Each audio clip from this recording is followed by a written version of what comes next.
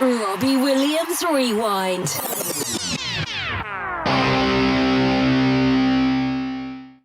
Before we launch into our interview with Hamish, we'll do the usual news roundup, seeing as a lot of stuff is actually happening in Robbie world, which is nice. So since our last episode, he's appeared at Soccer Aid, he was only announced that he was going to be there just a few days before the event. And Soccer Aid raised £14.6 million this year, bringing the total since its start to nearly £90 million raised that's good. for UNICEF. Rob took quite a few selfies with fans, which was nice. It was nice to see lots of our friends getting pictures with him. I think the Italian girls, Sarah Cat from our, is it Under the Radar 2 or 3? I can't remember that she did, or even 1. I can't remember. She did one of the Under the Radars. She got a photo with Robbie. And his tour's continued. Another date's been added, with Rob playing at the Hotel Lujo in Turkey on the 17th of August. It's the first time Rob's played in Turkey, and guests of the hotel can attend free of charge, but those outside the hotel can buy a ticket. So why don't we go? Because we're in Italy on holiday. Oh, okay. We can't go. All right. I guess a room's probably about €2,000 a night or something, isn't it? Well, I think it works out about £500 a night. And there's a minimum stay of 3 nights if you want to stay. I'm sure some of our listeners will be going, so let us know if you're going to Turkey. Yeah. It'd be good to see what happens there. Interesting that it's happening at a hotel. I can't really envisage how that works. Maybe it's in the land. And then the biggest news for us is that we went to the Isle of Wight Festival. We did. Which you may have seen us on telly. A few people did. On Sky Arts. Because we were kind of right under Rob's spotlight. As we were right at the middle of the end of the walkway. So I found that the light was shining on us quite a lot. Yeah, 1 or 2 people from work and some of our friends did watch it. Yeah. So I had quite a lot of texts and messages come through on my phone because there was obviously no signal while we were there saying, you're on TV. Yep, we know. There was a camera shoved right in our face. It was like literally, I don't know, about 30, 40 centimetres from our face at times. So yeah. But that was a good festival. He absolutely rocked it. And Lucy survived it. Which is also quite a thing. It helped that we had nice weather. Yeah. Although that didn't help my hay fever. It was really hot. And then, of course, on the day that we were queuing at the barrier all day for Robbie, it had to rain for about 5 hours. Yeah, it did. But we also saw Niall Horan, and that was a bit like being taken back to when I first saw Take That in the 90s, and it was just loads of girls screaming. And we had to get earplugs from the security guard, didn't we? I already had mine on me. I was ready with those. Because it was quite ear-breaking, and also he had a really loud bass. So yeah, I was thankful I've had the earplugs for Niall. Yeah. But he was good. Saw some good people that day. It was a good build-up to Rob. Yeah. But it was worth waiting about 11 hours or 12 hours or whatever it was before he came on. No, 10 hours. And not going to the toilet for all that time as well. We managed it. We survived. And he was worth it. It's inhumane what we go through, but it's worth it. We just couldn't get out. There was just too many people behind us. We looked behind and suddenly it was rammed. Well, we could get out to begin with, couldn't we? At the beginning, very early acts that were just doing like the warm-ups and in morning and stuff. We could sort of wander in and out, but it just got more and more and more packed. It didn't help that Niall Horan came on. Yeah. And absolutely the place just got rammed. Yeah. And then it stayed that ever since. Yeah, it did. But yeah, it was worth it and he rocked it. And I'd also recommend, if you ever get the chance to see Mika, he was incredible. I loved him. He was amazing. Got right into the crowd. He just, so much energy, so much stage presence. Just, incredible. He was like Rob, really, wasn't he? Yeah, on steroids. And if we met you at the Isle of Wight, thank you for chatting with us. We met a lot of people who, well, obviously a lot of Rob fans, and then we met quite a lot of people and introduced them to the podcast and had a little chat with them, and saw a few people that we knew as well. So yeah, if you are listening to this after meeting us at the Isle of Wight, keep listening. Yep. And then a lot of our friends went on to see him in Pula in Croatia, which was in a Roman amphitheatre, 2,000 years old, and it just looked incredible. there was like an aerial drone view that someone filmed, and it just looked stunning. And Rob also said before Angels in Pula that he recognised lots of faces at the front from up front, and he thanked everyone for their support over the years. There was a lot of people there, wasn't there? Yeah. A lot of the up front hardcore fans were on the barrier, so it was nice that he recognised that and said something. And yeah, it looked incredible. The drone footage in particular looked really quite special from there. And Rob appeared on the Frosted Tips with Lance Bass, who's from NSYNC podcast. I'd recommend listening to that. It's in 2 parts. Not that I would normally recommend you listen to a different podcast, but, you know, it is Rob. I loved that he was wearing his New Kids on the Block cap. And so in the trailer for the podcast, he came out hiding under the cap, and then they played New Kids music, and then suddenly he looked up and it wasn't Rob, and then they transitioned into playing Angels, I think. And then Joe from New Kids on the Block commented on the Instagram post for that and said, we share, our kids share a piano teacher. And so then literally that same week, I went to go and see Joe from New Kids on the Block in London with Angela from our Progress episode. And so he did a Q&A, and Angela asked him about his comment that he had said that he kind of knew Rob. And he talked about that and said, yeah, my child and Rob's daughter, they have the same piano teacher. And so we shared a video of that on our socials if you want to have a look at that. But that was quite funny. Small world.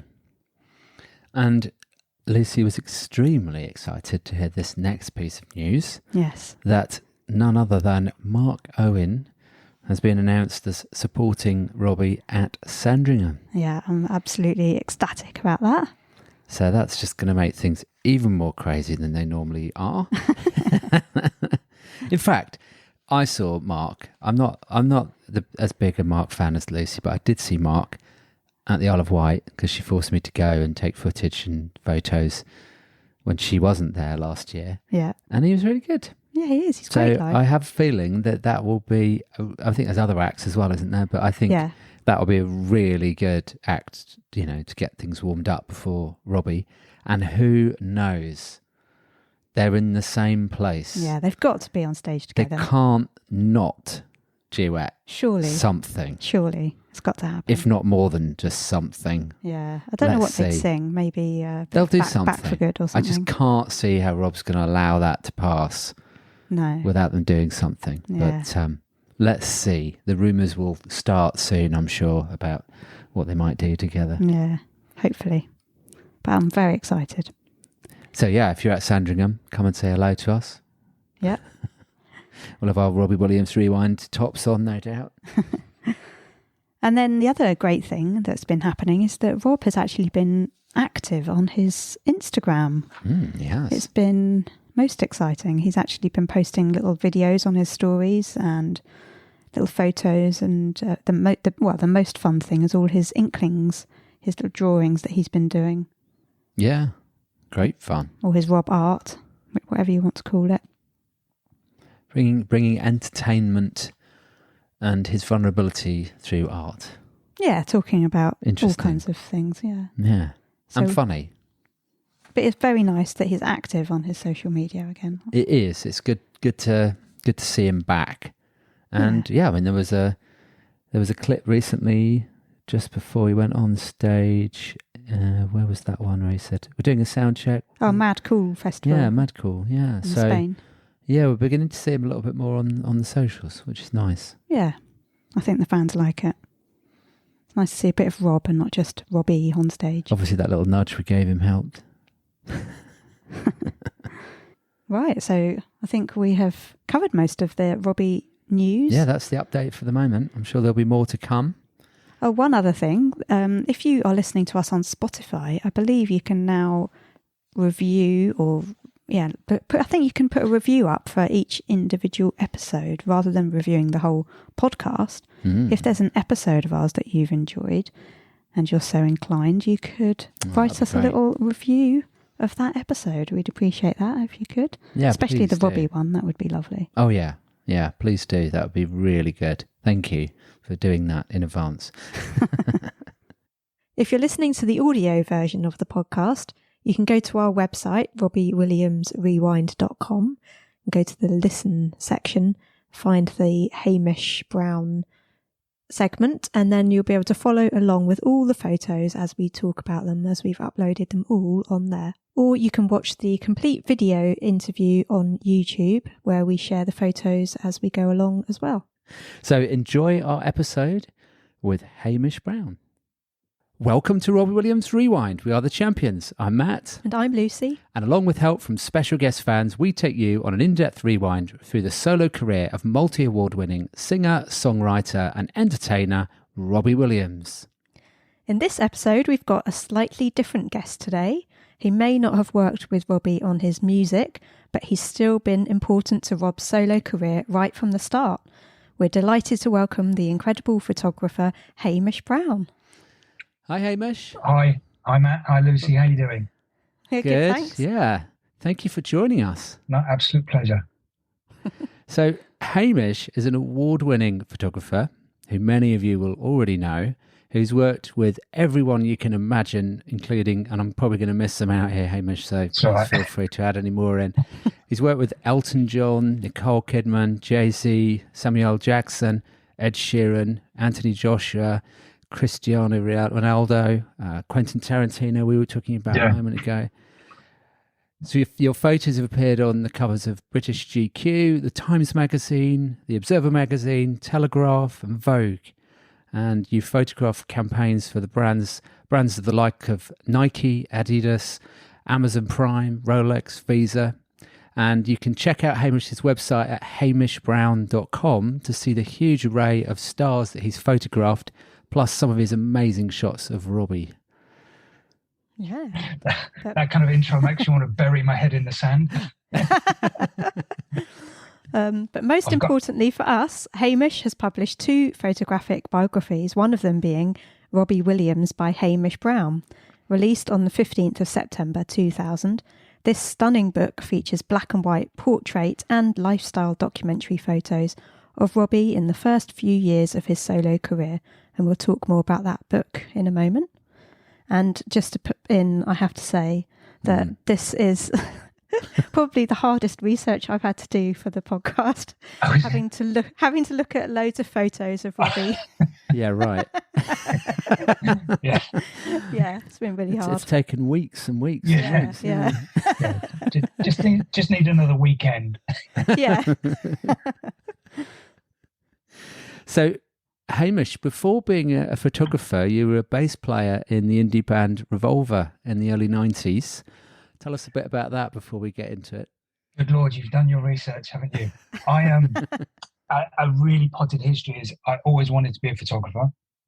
Yeah. And I was playing in bands, as you know, and one of the bands that I then joined ended up getting a record deal. So we kind of had, you know, nothing like the success of Rob, but in our own world, you know, it was an amazing 5 years. The irony of which is I learned more being in a band, being photographed, than I could have done if I'd gone to university and learned photography, which I couldn't get to do anyway because I was rejected everywhere. So seeing how photographers would treat people that were being shot, whether it was like a fashion photographer who was kind of like trying to get you into really statuesque poses or putting you in clothes you would never wear, and I would find that we would always react better to the photographers that kind of, I'm not going to say kept it short and sweet, but just kind of kept the concentration and didn't do more than they had to, because some people would try and bite off more than they could chew, which invariably ends up with people just getting bored and, you know, staring out the window or whatever. And so that was such a learning curve, especially in relation to them photographing Robbie, because Rob's concentration span or level of interest, having been through 1,000 million photo shoots, and you know he's never far from a camera. It's like that look on his face that kind of goes, do you really need any more? Because I'm going to give you 3 seconds and then I'm done.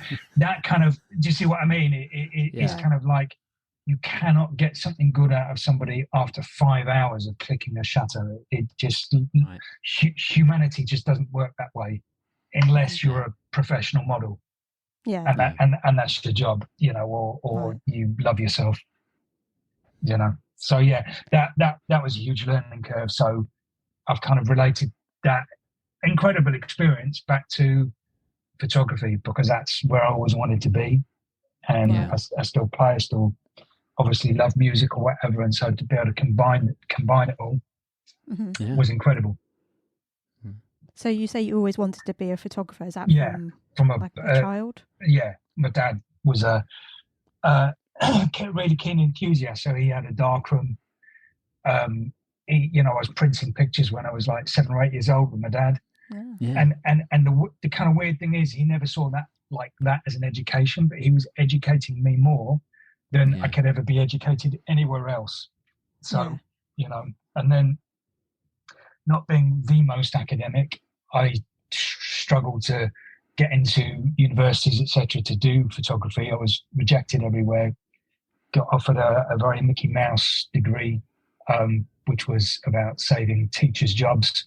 So I did that for a while, and then the band happened, and the rest, they say, you know, just kind of panned out. Maybe I believe in fate, so you know. What was the transition like from musician to professional photographer? You know, it's kind of because I knew, fortunately, a few people in the music industry. I would say to managers, I knew, let me shoot your band. Yeah, couple of rolls of film is all you've got to pay for. So like 35 quid. If you like the images, then you could use them. And there were some small bands around at the time that I was shooting, and invariably unfortunately they liked the pictures. So I was working in a rehearsal studio at the time, and had a little darkroom in there which they let me have. So there's all these little things that, you know, you're kind of living off pizza money, if that makes sense. But it kind of it slowly kind of gravitated. And then I think one of the biggest things was there was a photographer that shot my band quite often, or a few times, who didn't like our band, but I really got on with him. And he used to shoot all these bands like, you know, Nirvana, Screaming Trees, Mudhoney. That was his whole thing. And I assisted him for a year, and he won't mind me saying I probably learned not very much off him, other than how to relax people and how to have a laugh. And, you know, 30 years later, I still talk to him, and he's incredible, but I don't think he was particularly technical either. And so, you know, I just kind of learned how to be with people on a shoot, I think is the best way to describe it. But, you know, we had a lot of laughs. It's not serious, really. Yeah. You know, it's you know, of course it is when there's a lot of money involved and you're doing an album sleeve on the other side of the world with someone like Rob. Of course it is, but that's got to be even more fun than ever, because if it, you know, it's you know, you're trying to create something that doesn't make, you know, it's if you go past a picture like an advertising billboard or whatever, and something's not quite right, photographically or whatever, people won't go, oh look, they've got that wrong. They'll just go, that's a bit uneasy in the back of their mind, and their subconscious will say, I don't like that. And if you've got that on an album sleeve, people will think, I don't really like that, you know, before they've heard it. So that's interesting. That human connection with the people you're working with is so important. I think it is. I think it's almost 99% of what you're doing, because it doesn't matter who you are. You know, if you guys were talking to me and I'm just coming across like I don't care, etc., it's going to make it really difficult. If you're coming at me like we want all the dirt, then I'll probably sit back and go, hang on a minute, this isn't for me. So it is. Exactly. It's about humanity's the wrong word, but I guess you know what I'm trying to say. It's just about a human connection, and you've got to be able to certainly walk into a room and be able to do something with someone like Rob to, you know, Quentin Tarantino under, you know, quite often quite extreme circumstances, because most of these people don't have a lot of time. or necessarily the desire to sit around and have their picture taken all day. Yeah. You know, if you're one of the best in the world, you're that for a reason. And it's like, if you're a model, that's fine. You're the best in the world at modeling. But if you're the best, you know, of course that's all subjective. But if you're the best singer or whoever, you don't get there by having your picture taken all day. It's, you know. Yeah. There's a balance. Yeah. So moving on to your sort of beginnings with Robbie, how did you first come to photograph Robbie? I was working. I accelerated quite quickly and ended up shooting covers for the NME. And obviously the NME in that era, which would have been mid to late 90s, around the sort of 96, 97, there'd be a lot of live photography involved. And somebody I knew at Rob's label said, we need a photographer. And this was Rob's, I think, and you guys, I'm sure, will correct me if I'm wrong, he did this little 7-day tour, 7 or 8 days, which was Manchester, Hammersmith, Southampton was it, and I kind of did a few dates of that tour. Manchester's where he reappeared on stage with nothing but a bass guitar, which kind of set the tone for the rest. The concert that kind of sticks in my mind the most is the one at Hammersmith, purely because I didn't really know who Rob was at that point. Of course, I knew who he was, but I was shooting Underworld and Chemical Brothers and Primal Scream, Charlatans, all these kind of like cool bands, and Take That weren't in that kind of category. So yeah, I was probably a little bit too old at that point for watching videos of boys with their shirts off sliding around in the rain. Do you see what I mean? And it is, and the irony is then you know, probably in the 2014, 2015, or when Take That got back together with Rob, I started shooting them a lot as well. So everything came full circle. But I was really open-minded, you know, and so there's a couple of pictures that you've shown me already that were taken. Yeah, we'll bring those up at Hammersmith, and these to me are certainly some of the most kind of poignant pictures, because the shot where he's got the T-shirt on that says "You Are Here." Yeah.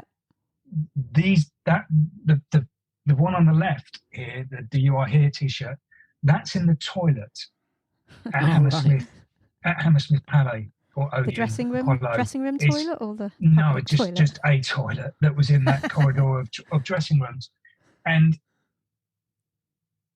the kind of the weird thing is that at that point I'm in there with Rob because we've just gone to look. We're trying to find somewhere to take pictures where there isn't loads of people kicking around or wanting to be part of whatever's going on. And I can't remember whether me or him went into the toilets first, but I'm just shooting him where the mirrors are or whatever, and he's singing a Radiohead song just a cappella. And I'm thinking, shit, you can really sing. But I'm kind of shocked by the choice of music as well that he's singing. Yeah. You know, because it's just like, I would expect him to be singing some kind of boy band stuff. And that's my kind of prejudgment, which is kind of where you learn that there's so much more to people than what you see every single time, you know. And I was kind of I was so excited about the pictures. And obviously in those days it was film. You didn't know what they looked like. So after the shows, I drove back to my darkroom, which was in the East End, and stayed in there till about 3 or 4 in the morning, developing the film, waiting for the film to dry, making the contact sheets, going, oh my God. And that was the first picture I printed. Wow. And those went to his, sent them over to his management the next day, and they really liked them. And I think the pictures from that week were just, I think their kind of quote or what they said or what at the time was that they hadn't seen anybody. I mean, bear in mind this was quite early in his solo career. They hadn't seen anybody that had kind of connected with him in that way and got those type of pictures where they felt that these pictures were actually Rob. Right. Yeah. As opposed to Robbie. Robbie. And it was just kind of like, it was getting behind the kind of smash hits, kind of cheeky chappy stuff a little bit. Yeah. And Yes. it was, and consequently with working with Rob, I never got to shoot Oasis, but you know what? I kind of think I lucked out in so many ways. Well, yeah, I'd agree. Yeah. And it's interesting what you say there, because I guess there's no rule book for pop stars, but you know, a lot of what Robbie was doing with you there, just that first one says it all. Yeah. Pop stars aren't really allowed to do, or weren't, you know, back in the day. There was kind of a way, a code, you know, there was a code that they had to sort of follow, and I think he was beginning to break that mold a little bit, which I think, I guess that's why people found it interesting, because it wasn't just the glossed up glam photo shoot, it was really him. Yeah, no, without a doubt. And I kind of think at this point, I'm not sure date-wise whether, I don't think Angels had come out at that point. No, it hadn't. That's right. Because I think Angels then hadn't, you know, kind of followed suit. And while Hammersmith was packed, I don't think anything had really kind of taken off, you know, for the kind of like the, you know, the stratospheric rise that happened afterwards. Yeah. Yeah, I was at the Hammersmith show. Yeah. Oh, were you? Amazing. Yeah. It was pretty crazy in there. I can remember it being just rammed and lots of screaming girls. Yeah, it's one of those things that was maybe a slight culture shock for me as well, was being down there at the start, and there'd been people were queuing outside from, you know, whatever time of day, like hours and hours before. And I just remember as soon as the doors opened, there's just a stampede to get to the front. Yeah. And I'm sat thinking, oh God, this is just like the maddest thing I've ever seen. You know, just because it's kind of like, you know, nothing really is comparable to it, but it kind of felt a bit Beatlemania in that just kind of everything, every kind of molecule of oxygen that he breathed, they wanted to share it with him. And it's only over sort of like working through various stages of his career that you kind of realize why. You know, it's like we said before the start, the you know, bloke's a genius. Yeah, absolutely. Might not be your cup of tea, but he's a genius. Yeah. You know. Yeah. Very true. And we were talking about this a moment ago, but you were quoted as saying that there was a freedom on both sides. Rob didn't have to stand there and grin like an idiot anymore. He didn't have to put on the pop star smile or the pout. I mean, do you think Rob caught on to that's what you were doing with him right from the early stages? You know what? Can you elaborate a bit on that?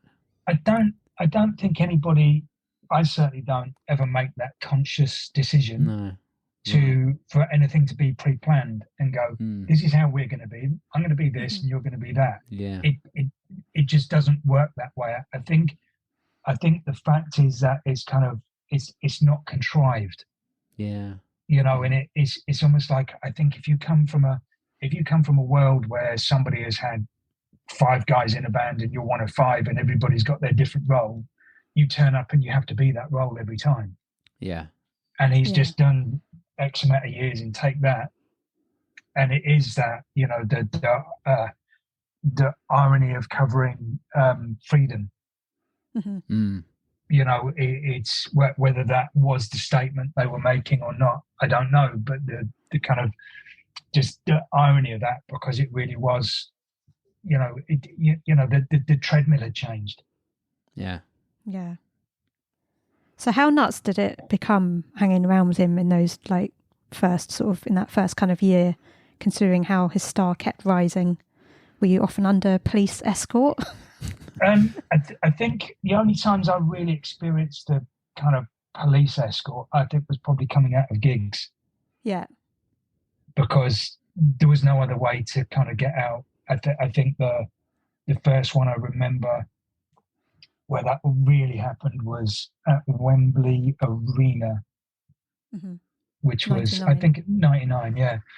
And that was, I just remember the tour manager, guy called Andy Franks at the time, who was also amazing, was just shouting at the band to get off the stage and get into the bus and get out of there. It's almost like that point where people are left in the kind of audience thinking there might be another song, but the band have already done a couple of encores and they've gone straight off down the back, out the back door into because otherwise they're going to get stuck in there till 3 a.m. because the traffic, as you probably know, just doesn't move after that. And I think that was, that was kind of one of those points where I'm thinking, shit, this is really big, or walking around seeing people sell, bootleg posters of your own pictures of Rob.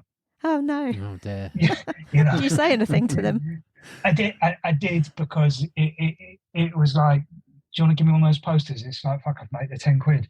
And I'd be like, yeah, I took the picture. They're like, yeah, go on, you and the rest of them, and you show them your tour laminate and go, like, read this. I took that. If you know what I mean, just, and they'd be like, shit, how many do you want? Come on, yeah, because that's their kind of livelihood. It's do I have? I didn't. Not that you asked, but I never really had a problem with that kind of stuff because it's always I think it's a measure of success, isn't it, for an artist? If now it's kind of like everybody's phone footage is on YouTube, or TikTok or whatever. When they've been to a show, you wind the clock back 25, 30 years, you'd be buying, audio cassettes of gigs in Camden Market of things you didn't go to, and everything became that incredible moment. Now the incredible moments are on you see them on YouTube. You miss the show. It's pretty much like, especially with big artists, it's not wishing to deviate. I'm going to see Bruce Springsteen in June. Right. Most of his live show is already on YouTube most days. Yeah. Yes. Do you know what? It is with Rob as well. I was watching last night something from somewhere in Europe. From his tour, it's up. So it's up before people get home. Yeah. Yeah, we can cast our memory back to those days where there was no phones in the audience, can't we? It's bizarre. I understand why people want to film it, but at the same time, enjoy it. Yeah. But if you love it, film the songs you don't really like, and the songs you love, just enjoy the moment, because you don't get that again. Yeah. We're quite conscious not to have our camera in front of our face the whole time, aren't we? Obviously, we take a few shots and a few clips for the podcast. Yeah. But actually, each show's very different with Rob. So even if you go and see the same show 2 or 3 times, you need to watch it because it's going to be slightly different, and we don't want to miss those bits. So. Yeah.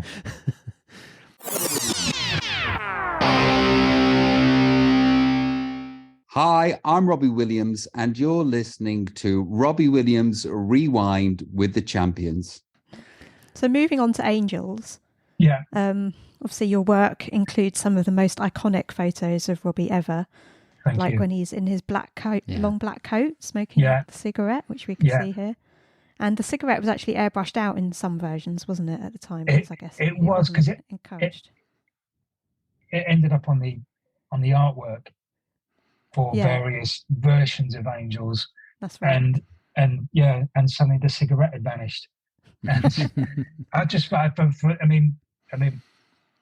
for me, I'm looking at that thinking, oh God, how did they do that? Yeah. Because that I think then that was a relatively hard retouch. Yes. It was kind of like, again, sorry, I jump all over the place a little bit with this, because there were 2 days to the Angels video. Right. One, which is the smoking shot, is in Devon on a beach, which I can never remember is Saunton or Staunton Sands. Saunton. And the second day is Paternoster Square in London. Paternoster, isn't it? Yeah. Is it Paternoster? Yeah, something like that. Right, okay. I've only ever, I'm sure you're correct. I've only ever kind of read it on a street sign or whatever. But yeah, being on the Angels was I think was really special, because suddenly you're on a beach and there's helicopters flying around and there's people making circles in the sand or whatever, and because it hadn't gone nuts, it was kind of like a never fight. The video director of Born Unknown phenomenal. He's done, as I'm sure you know, so much of Rob's stuff, and I've worked with him quite a few times outside of Rob's stuff as well, over the years, and it was just like the location was perfect, the lighting was incredible, the light that day was incredible. It just couldn't have been. It was almost like everything aligned that day. You know, I'm sure it would still been amazing if it was freezing cold and tipping it down with rain or whatever, because it's the song's so powerful. Yeah. A lot of that day would be myself and Rob's makeup artist, who was kind of always been really instrumental, certainly with me in kind of like getting results, would be trying to pull Rob over to the side just to grab some pictures. And then somebody would be on a radio going, "Where's Rob? We need him back on," you know. And there's so many pictures, and this kind of goes through all my time with Rob, especially on videos, of almost the pictures that never happened. Yeah. Because you've just lined everything up. Somebody's going, you know, Rob to set or whatever, or he's just not arrived because he's gone somewhere else. Yeah. You know, which is, you know, that could provide its own day of stress and comedy in equal measures. But the shot on the left was just literally just myself and Gina, his makeup artist, just going, "Oh, let's do some here." And I think there were like 3 frames, and that was it. You know, if that might just be, I think there's only 1 or 2 frames of that shot, and that was the one. And it goes back to what we mentioned earlier about learning to not overshoot, not waste people's time. And if you've got it, not that I had any idea, just move on and let them go. Because if I'd stood there and shot them all day, that shot may never have happened, because I might have been thinking too much, and it takes instinct out of the equation. Yeah. So was there like sand flying everywhere with the helicopters? Yeah. Do you know what? When we talk about removing the cigarette, a friend of mine who printed that and kind of like worked the file up, I think he jokes he removed about 2,500 grains of sand out of Rob's hair. Yeah. for that picture, because everything was covered in sand, especially Rob, because he was generally underneath the helicopter with sand going everywhere. You know? so yeah, that coat wasn't the best thing for getting sand all over. So it's just, you know, I don't know how many years ago it is. 30 something, is it? 97. 97. Yeah. But it's kind of like it's memories you could never buy. Yeah. You know, it's to me they're kind of priceless. It is just like, what an incredible time to be. Yeah. You know, we can blame my brother's ex-girlfriend's dad. He was one of the pilots of the helicopter flying around on sands. So, well, but it created quite an effect. I must say. And your choice of, or I don't know if it's your choice, but shooting in black and white. I think that's something that you love by the looks of your work. Yeah, what's the significance of that to his image at the time? Was there? When we talk about everything being instinctive and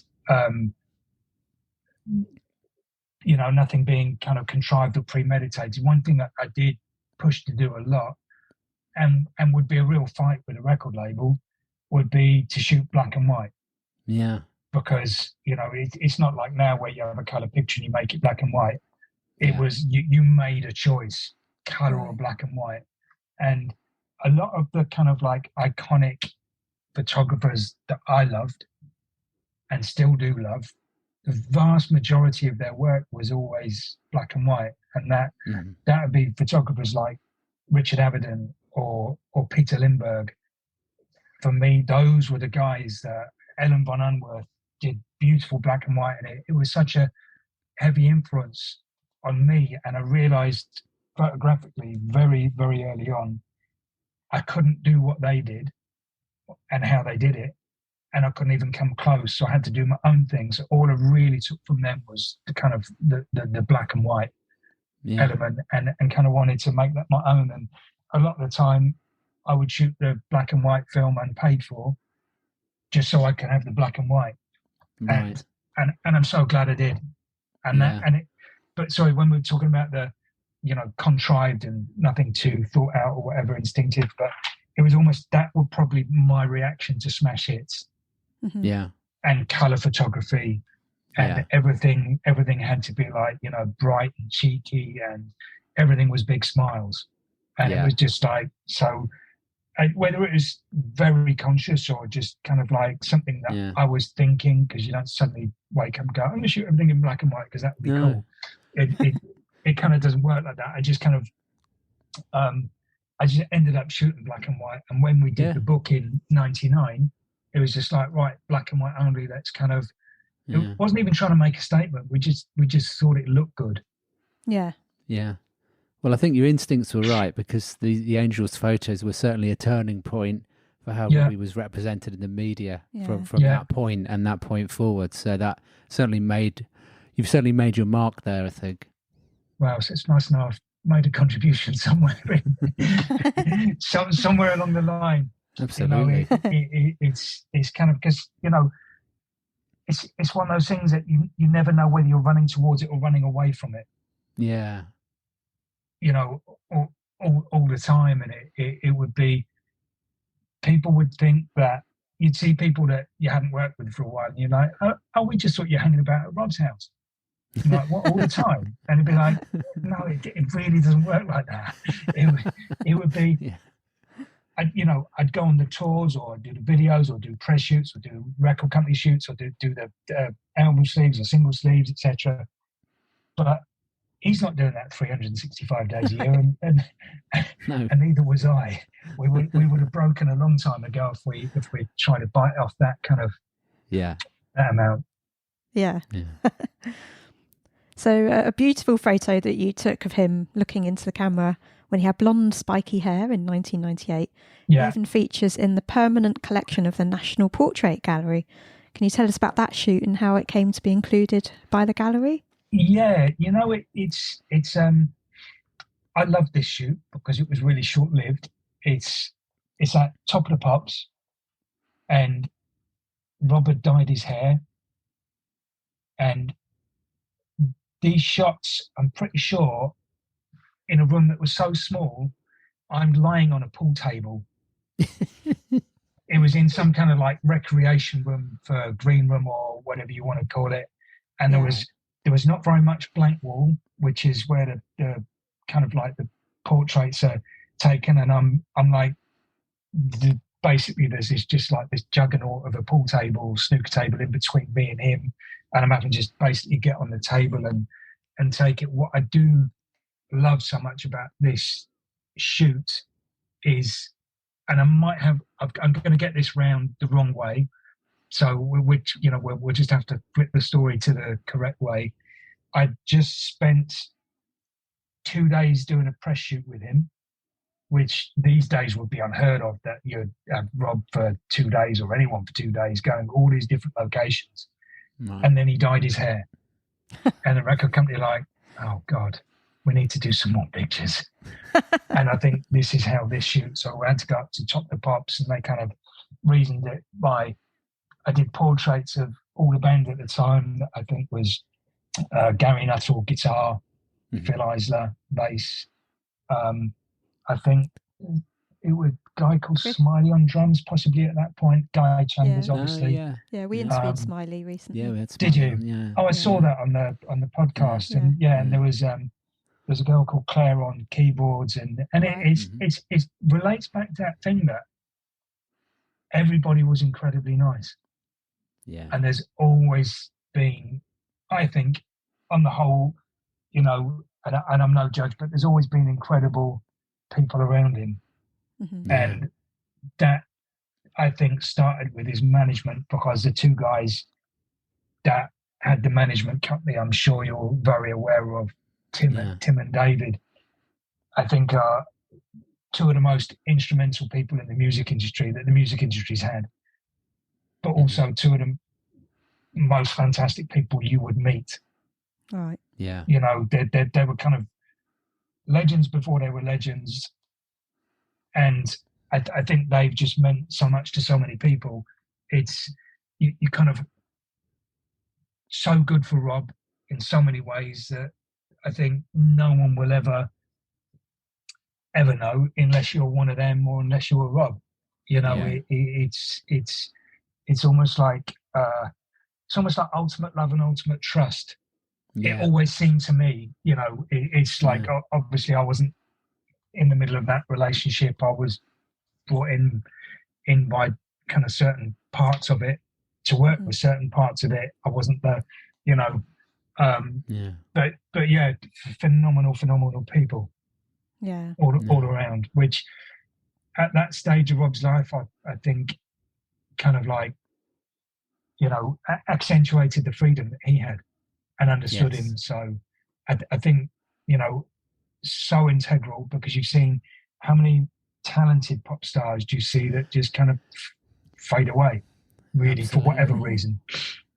Absolutely. And I think we've heard Rob say about, you know, he uses the word safe quite a lot. And I think obviously he was, you know, he had his own challenges and problems through the years with addiction, but I think his management team and the people around him made him feel safe, you know, and I guess that helps when you're working with him. If he obviously felt safe with you as well, and was able to sort of express himself and be himself, even though he's a wonderful actor and he can pose pretty much any way you want. I think, you know, it's sometimes more difficult to be yourself when you're like that, you know? You know, for the safe thing, I think kind of, for me, the word I would have used would be trust.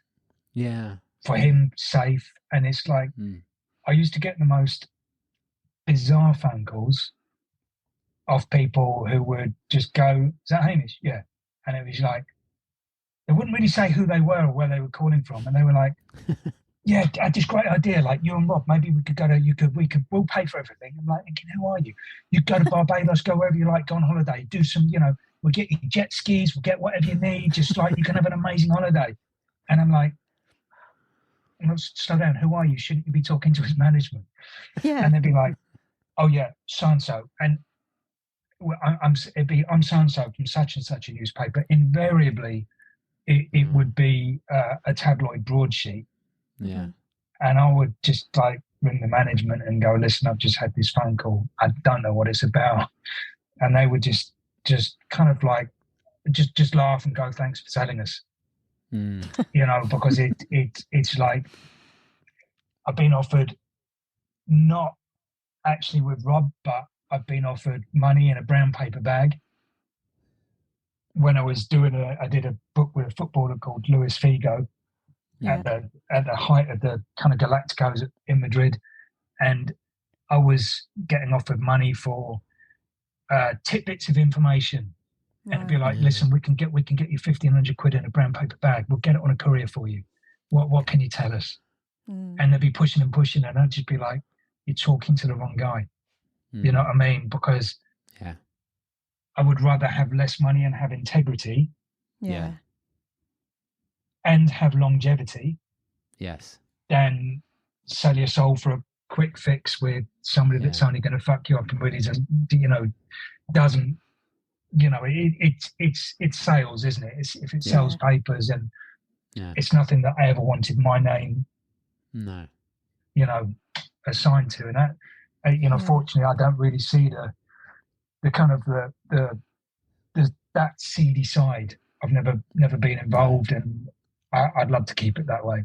Yeah. Right. Yeah. You know, I can tell funny stories about, I don't know, Rob pissing against the side of a wall in the middle of nowhere on the field video or whatever. We'll talk about that later.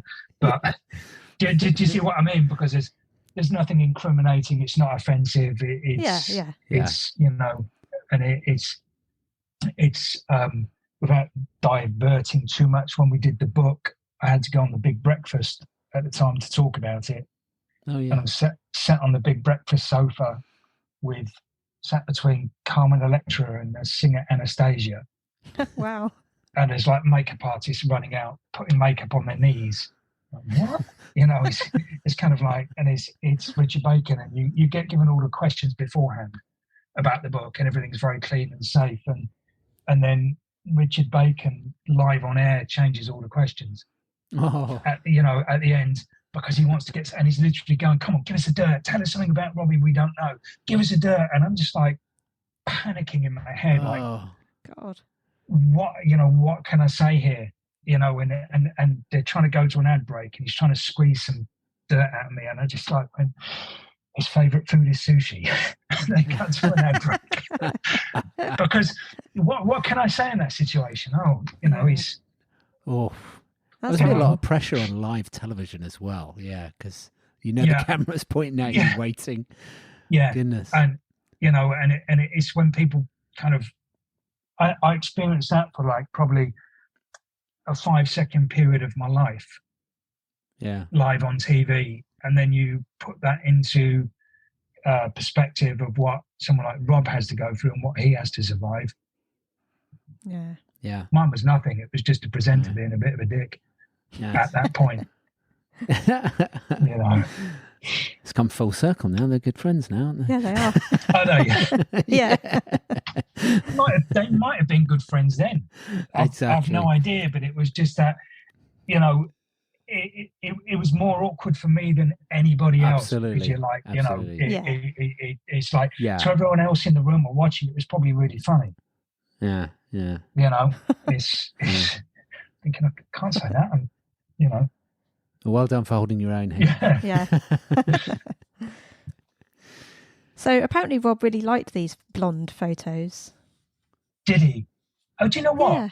Actually, it's because a lot of this is a massive memory jog for me as well. There's contact sheets that would have each image on, like a kind of bit bigger than A by 4, and like each image of the film was printed on this sheet so they could pick from them. And I remember one of these sheets, and I'm pretty sure it was probably this one. It had Rob Likes All written on them. Yeah. Oh, right. And that was just like, wow, and I think that was just like, and that's, to be honest, that's one of the things that makes me buzz as a photographer. Mm-hmm. Yeah. Is if the talent or the person you're working with likes it, then it's just like 1,000% of my job done. And it's not a job, it's just something I do. And that goes back to when people walk out of a shoot and they go, oh, thank God, thank you. Thank you for making that so easy. I'm just kind of like, I didn't do anything. Do you see what I mean? And even though I did, because I've gone in there with the purpose of everything being so prepared that they shouldn't feel like it's like this laborious chore or it's another photo shoot. And, I'm no comedian, but I just want it to be relaxed. And I think on the whole, a lot of Rob's videos were always relaxed. There's always that time pressure, but it's just, if you've got the big shouty people that are just making people like on edge all day, that will show whatever you're doing. Yeah. It's interesting what you say, because I've just made a connection to what Rob was talking to us about. We asked him about being an actor, because clearly he's a brilliant actor. Yeah. Even though he'll always play it down a bit, but he is. And we asked him why he wouldn't, whether he'd want to be in a film, what film he would want to star in, and he just went, "Oh, filming videos so boring. Filming music videos so boring. I don't think I could do a film." I paraphrase slightly. Yeah. So maybe the immediacy and the just the setup that you gave him from a photographic shoot actually suited his his way of being, because you kind of got it done, you grabbed it, you were prepared, but for him it wasn't so much of a chore as filming a music video. He said he always liked kind of the end product, but getting there, he just didn't like doing it. So maybe the photographic shoots, he preferred those because they were quicker. I think there were probably a contradiction to what he'd done before, which I think really helped with what we alluded to with kind of Take That. It's like you're waiting for 4 other guys to get camera ready as well as yourself. Yes. And it only takes having shot Take That or one of them to go, not sure about this jacket, and suddenly everybody's offset and into the sort of like the changing area again. And it's kind of, I thrived on I thrived on shooting guys for a long time because I turned up to do some shoots with like female groups, and I kind of became ready at 10 o'clock. Mm-hmm. And at 1 o'clock, somebody would appear for the first Polaroid. And you'd be thinking, hang on a minute, there's 3 stylists, 3 hairstylists, 3 makeup artists up there. What is going on?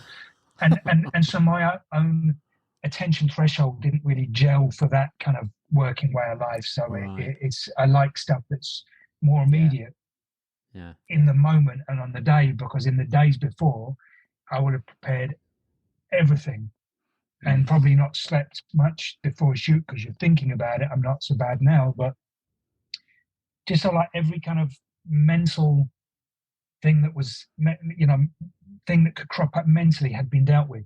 Yeah, yeah. You know, it's you peel a Polaroid and that's how it goes. Don't like that. You've got to know how to deal with it. Fortunately, that doesn't happen very often, but that just only happened once. So your book, Robbie Williams, by Hamish Brown, depicts Robbie's professional life from his first tour in 97 through to his first arena shows in 99. The foreword was originally going to be written by Ian Jury, as the book was released to raise money for awareness for the Cancer Backup charity, which Ian was closely involved. And sadly, Ian died before then, so his son Baxter wrote, "Dad and Robbie, short haircuts, freelance smiles, and both with the balls to ferry their dreams to grander ports." So how did it feel to develop that book and have that incredible book published? You know what? Because when I did the book, I was green around the gills, probably still am in many ways.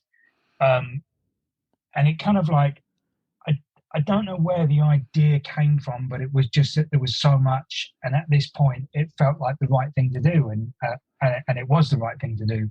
And I think the book sold out very quickly. They did a print run of 10,000, which all went. And there was an exhibition at a gallery in London, which was probably the head fuck of having a gallery just lined with pictures that I'd taken.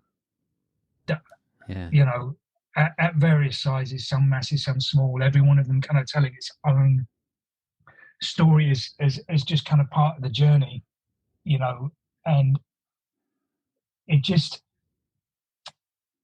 I don't know, I really actually don't know how to describe it, but for me, it was just, it's just kind of mind-blowing. It's almost like out-of-body experience, going to your own exhibition, of which you are nothing to do with, apart from the fact I took the pictures. And because, you know, I always knew that, you know, whether the pictures were brilliant or not, very few people were going there because of anything I'd done. They were going there to see their kind of icon, their hit, you know, icon hero, you know, the person that they loved the most or loved the least or whatever. It was just like, there was this just like Robbie Williams event, and kind of, you know, for 5 minutes had that kind of like doing interviews with London radio stations, or, you know, there was a cartoon strip about it in ES magazine, you know, which my wife tracked down the cartoonist and actually bought the original off, which is behind the sofa somewhere in a frame. But but you know what, just what an incredible moment. I kind of, you know, I think as any kind of artist, you wish you could live those ideas again, or those times again, and you could kind of have them on repeat. It's almost like, I guess, because it took so long to put the book together,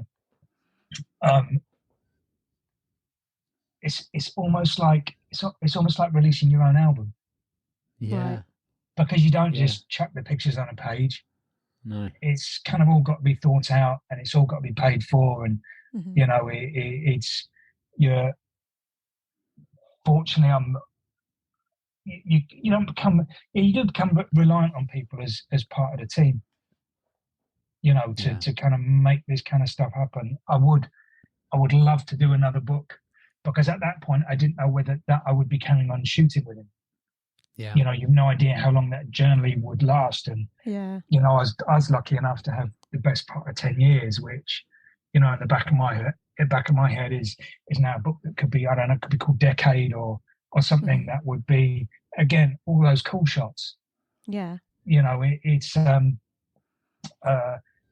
there's a video in Blackpool we did, which Advertising was space.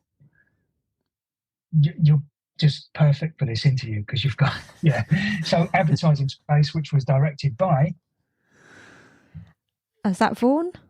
no Who directed that one? Oh, we covered that, didn't we? I can't remember. Does ring a bell. It does ring it was a bell. it was David LaChapelle, Yeah. and it's just like on that you've got an ego in the room that was bigger than Rob, as in David LaChapelle.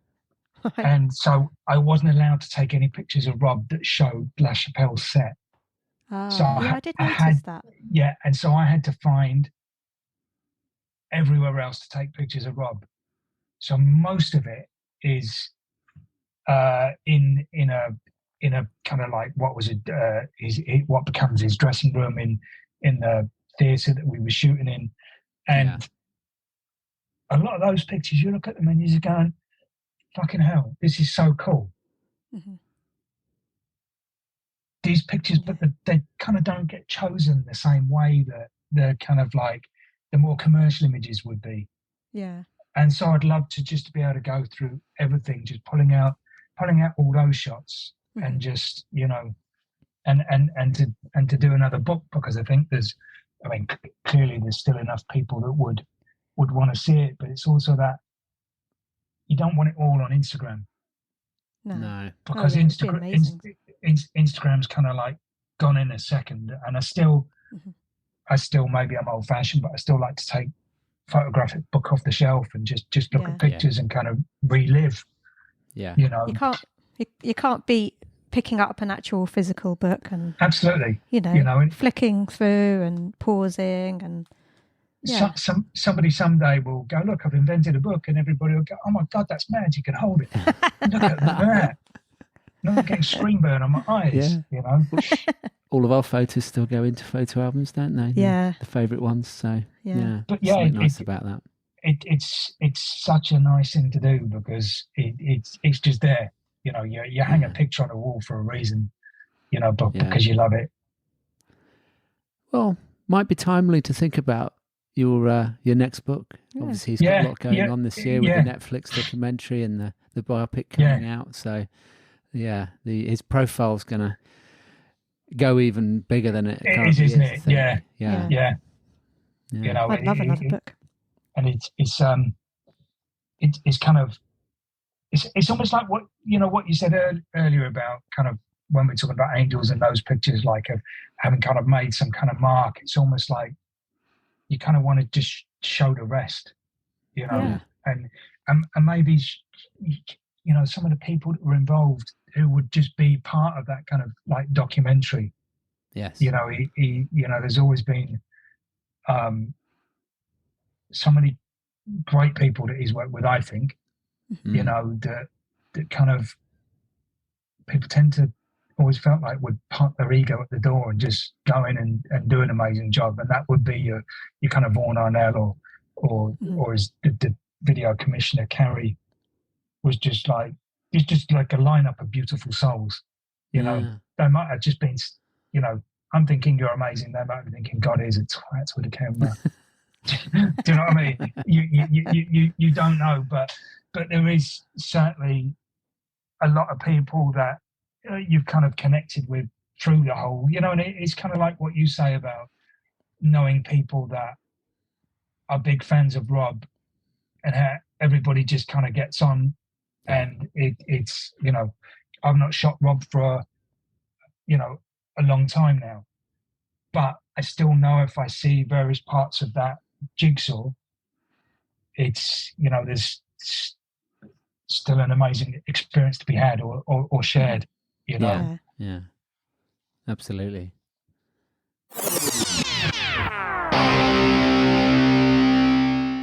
Hi, I'm Robbie Williams, and you're listening to Robbie Williams Rewind with the Champions.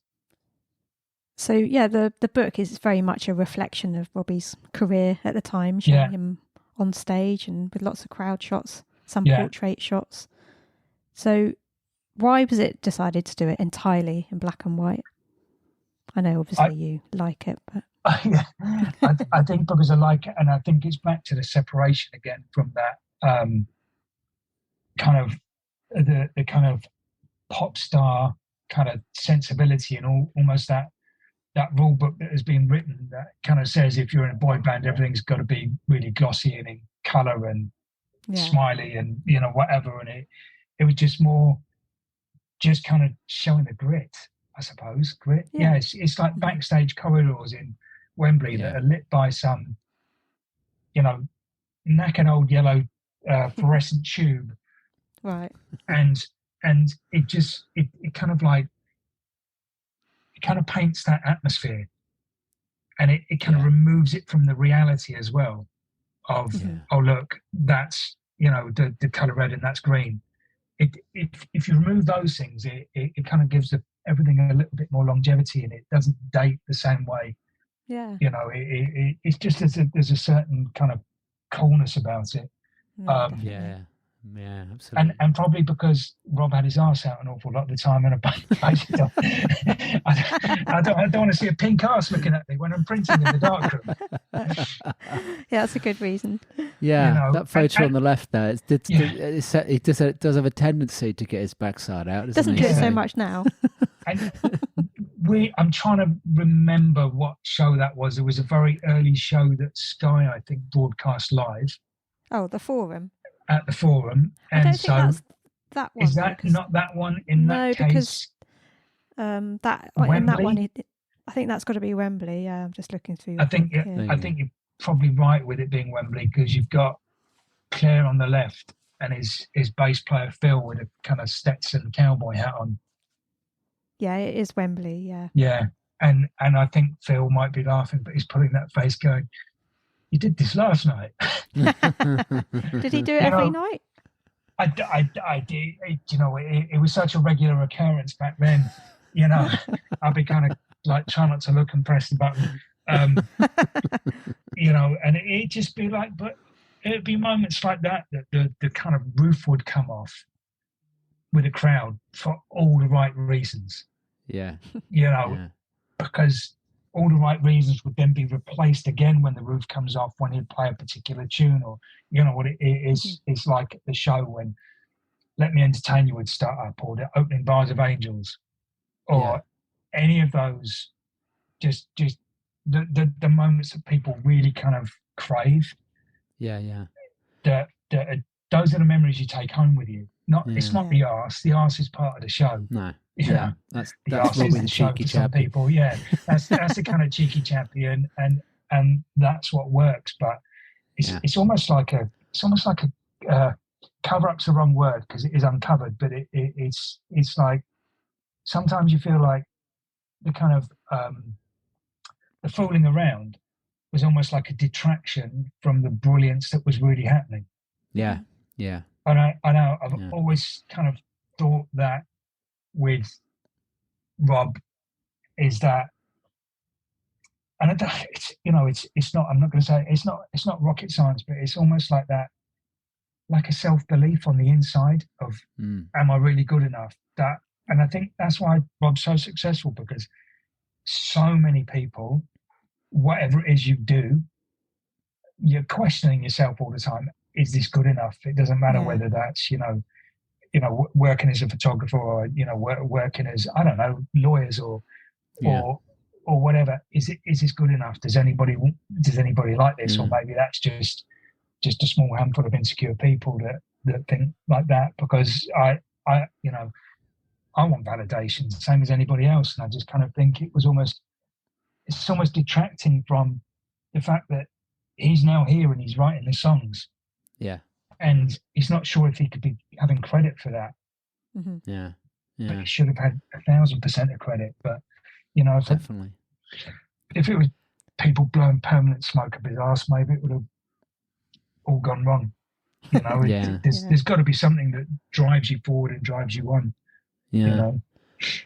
So how did things and sort of pressures on you change as Rob started to get bigger and he moved into these arenas like we were talking about Wembley there? Was it different for you? I don't think so in many ways, just because at the core I was still doing the same thing. Yeah. Just in a different space.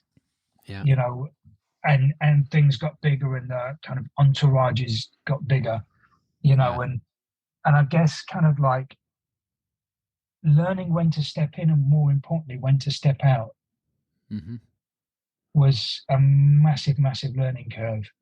And it's kind of like, you know, having to remember that you may be the guy with the camera, but you're just a guy with a camera in those moments. And if you have the sense whether there's something private going on, whether there's something that you shouldn't be part of going on, or whether there's something that you should be part of is going on. And you've got to kind of work that out without thinking about it. Yes. Because if there's issues, you know to step away. Yeah. And the mistake I think people make is, well, not necessarily a mistake, but I'm never going to go and push my lens in someone's face to get a moment that might not be particularly comfortable for anyone, because I'm not there for that. You know, it's about being comfortable and knowing when to step out. Sometimes you want to step in, but there's an arm blocking you going, not right now, there's too many people in the room.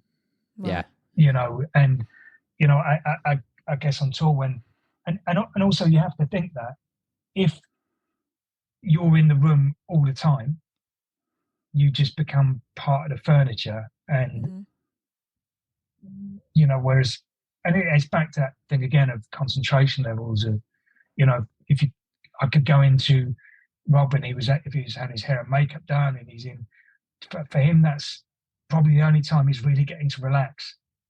Yeah. And so if you're sticking a camera in his face, what are you going to get? Picture of somebody having their makeup done. It's kind of useless. Yeah. Get a few and fuck off. Do you see what I mean? Totally. And weirdly, at kind of Wembley, you wind the clock forward 15 years. I would be in those, certainly in Wembley Arena, the same dressing rooms with somebody like Anthony Joshua. World title fights, everything's on the line. And there's only 15 people in that room and I'm one of them.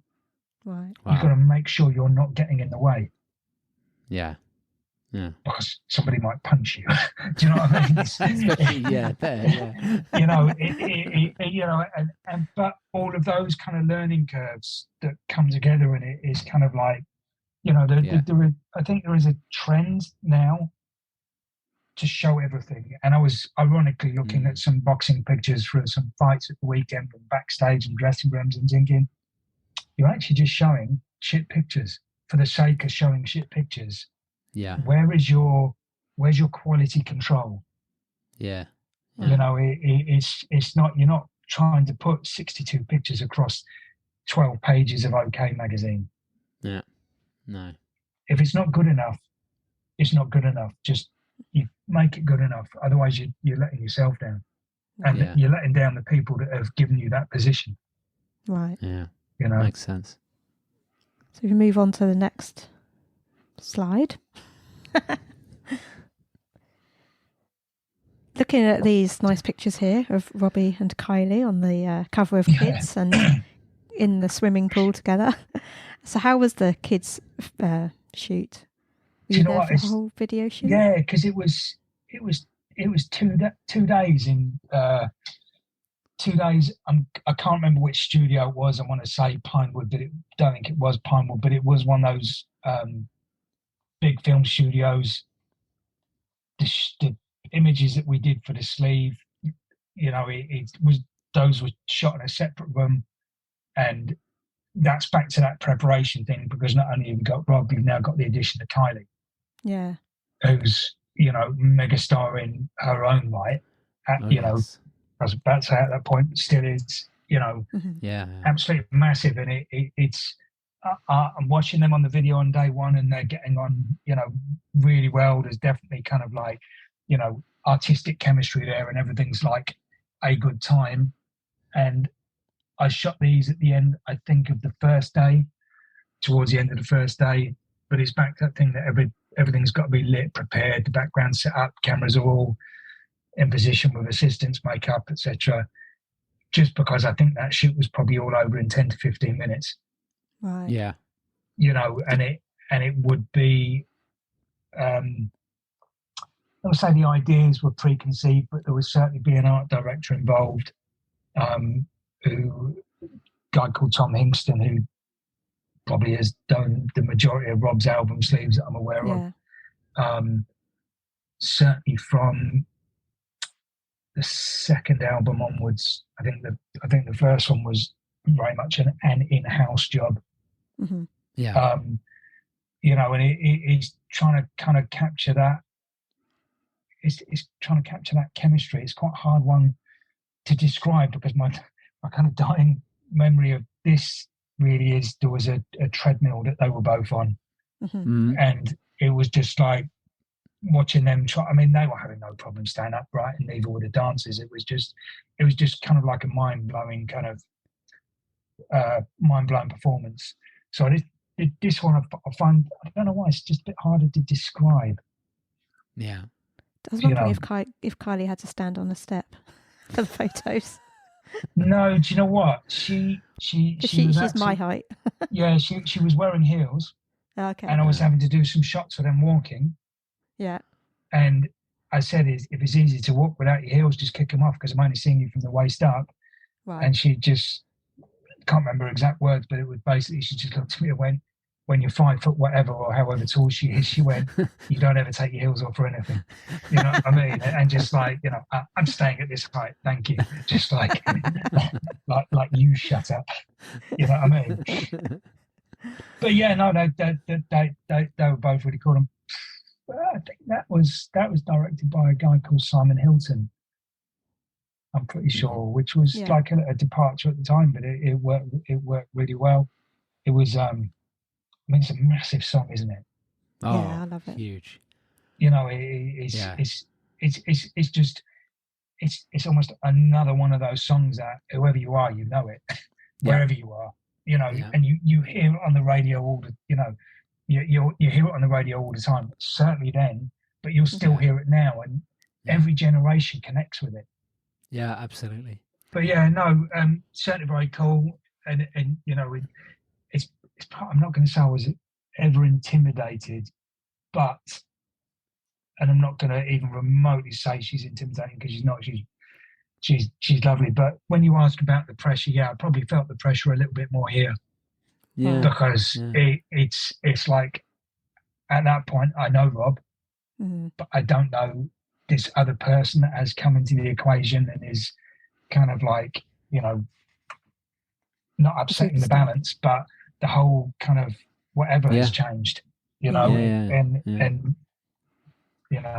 but you have to keep them both happy. Yeah, absolutely. Yeah. So from one glamorous lady to another. Yeah. So you were also there when Rob and Nicole Kidman filmed the Something Stupid video. Any overriding memories of that you could share? Yeah. Do you know what? Because this was in a big film studio in West London, and I just remember there being like absolute monster security covering every door exit. Right. Because the jewelry that she had on in that video, was like, all sorts of figures being banded around, but she had we're between like 1 million and 5 million. I've really got no idea, but let's just say there were some big guys in black suits. When you hear that in the morning, it's kind of scary. Yeah. Do you know what I mean? It's just like, because if the security's there for a reason, and they probably weren't so bothered about the talent. They were bothered about bothered about little, bits of glass called diamonds. But yeah, it was, like everyone, Nicole's really nice, down to earth. Obviously I don't get to sit around with her for hours on end or whatever, but you kind of do chat, and it was really cool, very Christmassy, that wasn't it? Yeah, it Yeah. was. Yeah. Christmas #1. So you also shot the Swing When You're Winning album cover. And originally it was going to be a painting by Peter Blake, but your Frank Sinatra styled photos were used instead. Wow, how do you know that about Peter Blake? Robbie said it in his You Know Me book. Right, okay. They shared the original Ah. painting that he did. Yeah, when you talk about pressure, this is kind of where I think I probably did feel the heat, because obviously we've all flown out to LA. It's being shot in Capitol Studios where Sinatra recorded. Oh yeah. You know, and there is that kind of like American element of, you know, people handing out like the manuscript music has still got the original dust on it from 1960 something when Sinatra, you know, it's kind of like only in America. But you know, the one thing I would kind of say with this is like that shoot in particular had such a brilliant team on it, from, you know, assistants that I used in the States that I still know now, you know, that are kind of become certainly one of them, two of them become, you know, lifelong friends. You know, again, we've got Tom, the art director, Tom Hingston, who's probably, for me, one of the most highly regarded kind of like creatives in any creative industry. You know, he's across the board, and just like being able to go from each setup to set up. You know, from the covers actually shot through it's one of those perspex screens that you see in those old school recording studios. Oh yeah. You know, and it's and I've still got a book of Polaroids. I can't show you now because you won't be able to see them, but I will get you a couple of those because they've not been seen and they're incredibly unique, and it is just part of that. And we'd buy these kind of like Polaroid books in LA, so I'd always shoot 2 Polaroids, so Tom would have one and I would have one. We'd slide them into our books and kind of take them away as kind of just unique mementos and records of amazing of kind of what happened. But I just remember that there was just this whole buzz, and it felt like such a change for Rob as well at that point. And people going, it's almost like he permanently wins over the naysayers, if that makes sense. So it is just sort of like people don't see this coming, and suddenly this record comes out, and people are like, shit, he can sing. And it's like, no, he could always sing. Yeah. But now you're hearing him sing songs that you like, you know, or you know, whatever. I'm sure it had detractors at the same time as well, but I tend not to listen to those people. You know, it's you know, it's positive. Yeah. You know, but yeah, just again, it's just a brilliant time. Yeah. Well, it looks great. I like how he had the sort of blonde streak in his hair. It looks quite funny. Oh yeah, do you know what? I'd forgotten that was there. Yeah, because I think, you know, he had just had that in his hair, and obviously on a normal day to day it would look quite cool, but because it's all swept over. But also, you know what? Going back to what you're saying about Rob Connect, I think this is just kind of like underpins that in so many ways, because when he puts those clothes on and does his shoot, and there's a theme and a style, he's straight into it.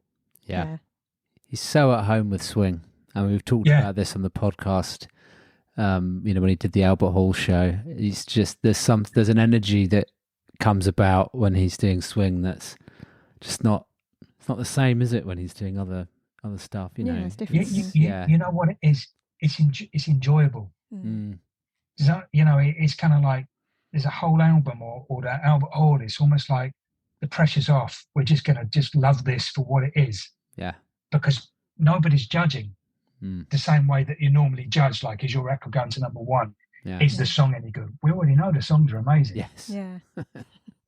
You know, and here's somebody doing them in a way that you love to hear as much as the originals in so many respects, you know. And it's I remember there was because I think in the studio because I'm sure, and correct me if I'm wrong, I'm sure they recorded the album here as well.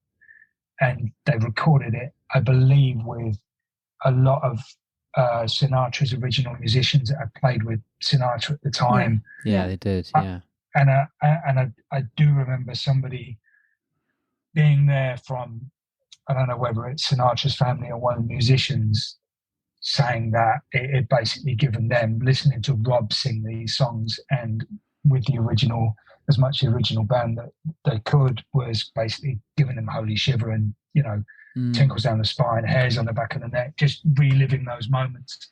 Because it's kind of, I don't know whether to say this or not, it's as far away from karaoke as possible. Yeah. Does that make sense? It does. He's doing brilliant versions of this, rather than somebody just on some kind of talent contest, or down a pub having a laugh. Yeah, his heart and soul. Definitely. Absolutely. That's heart and soul, that's the way to describe it. Absolutely. And you feel it. Yeah. When you feel music, that's very different from just hearing it, like you say, as a karaoke style. Yeah, he embodies it. I think that's the thing. When you see him doing swing, he just completely embodies it. Yeah. Yeah. And those Albert Hall shows were fantastic. Oh, yeah, unbelievable. Yeah, yeah. Almost designed for the Albert Hall. Just that's kind of perfect show in there. Yeah, you can. Yeah, and he loved it as well. I mean, he when he was there recently filming Better Man, which we went for, he said on the interview, he said, "I've realised that you actually." You're working with a building, you're actually working with that building. There's something special about in the walls there, and I'm performing with the building, and I thought it was a really cool way of describing it. Actually, there's some magic in the Albert Hall that's very hard to describe. Yeah, but he's spot on again. Yeah. Your photos were also used on interactive CD singles in the early 2000s, which used to have extra features like a photo gallery and singles video. It's kind of weird to think about it now, in this era of streaming, as we've talked about. God, it's like that DVD extra. Yeah, you know what I mean? It's such a short.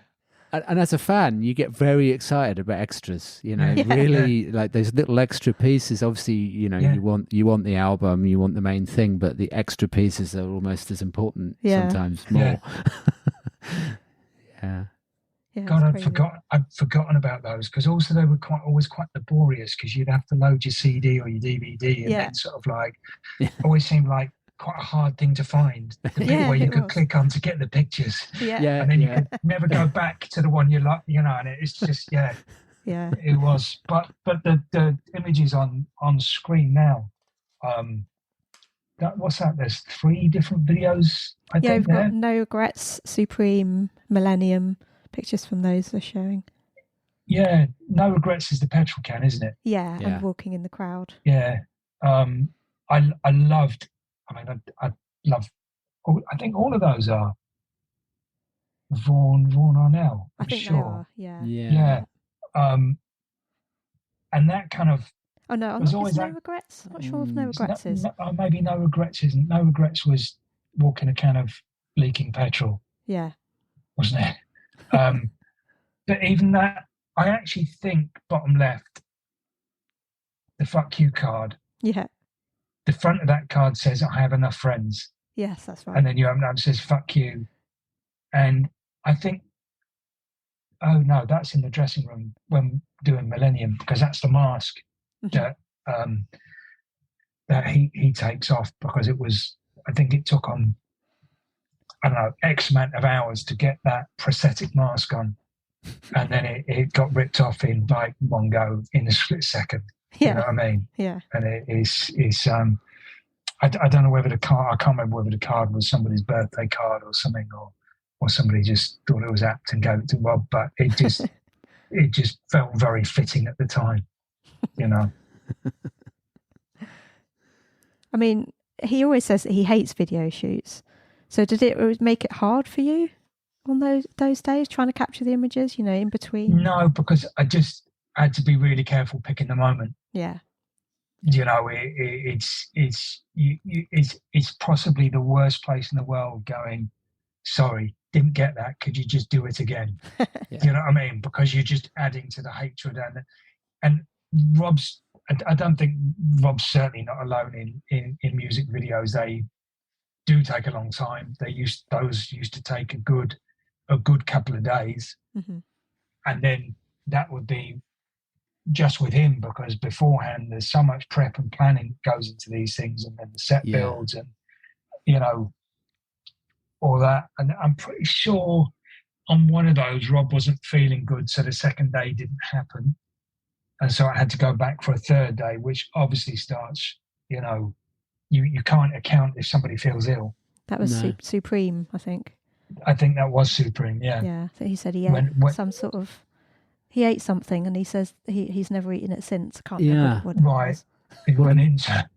And the racing track set and everything, the whole setup just looked very, very complex.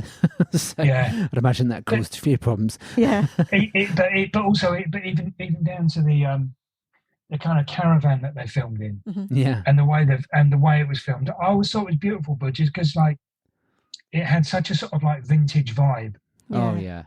A lovely story going on to it, yeah. And it just as a kind of just the whole feel, I think, of that video was amazing.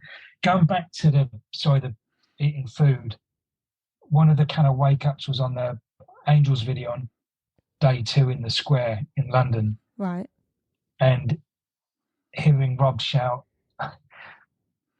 "Can somebody get me a tuna melt?" I'm thinking, what the fuck's a tuna melt? And how can he stand there and just shout for tuna melt and somebody bring him a tuna melt? Somebody went off and got a tuna melt, And it wasn't shouting in a kind of diva-esque way at all. But I always remember going back, his managers saying, if you've got somebody, and I'm going to get their kind of quote wrong, but it's so astute and so simple. But they're saying, if you've got somebody going out on stage in front of 30, 40, 50, 60,000 people every night, and they need something in their dressing room that makes them comfortable, even if it sounds ridiculous, if they go, I need an elephant in my dressing room, get them an elephant. Yeah. Because, when the bell goes or whatever, when it's stage time, they've got to walk out there in the right frame of mind. Yeah. And if you've got somebody that's kind of been sat there with, a packet of stale Pringles and a bottle of warm water, you're not in the mood. You know what I mean? So it's just I was remember thinking, shit, what? Tuna melt. Can be a tuna. How can you melt tuna? But it's a toasted, melted tuna sandwich of some sort, I guess. You know what I mean? I just love that. It was just the kind of audacity of shouting for what I need, in a jokey way. Yeah.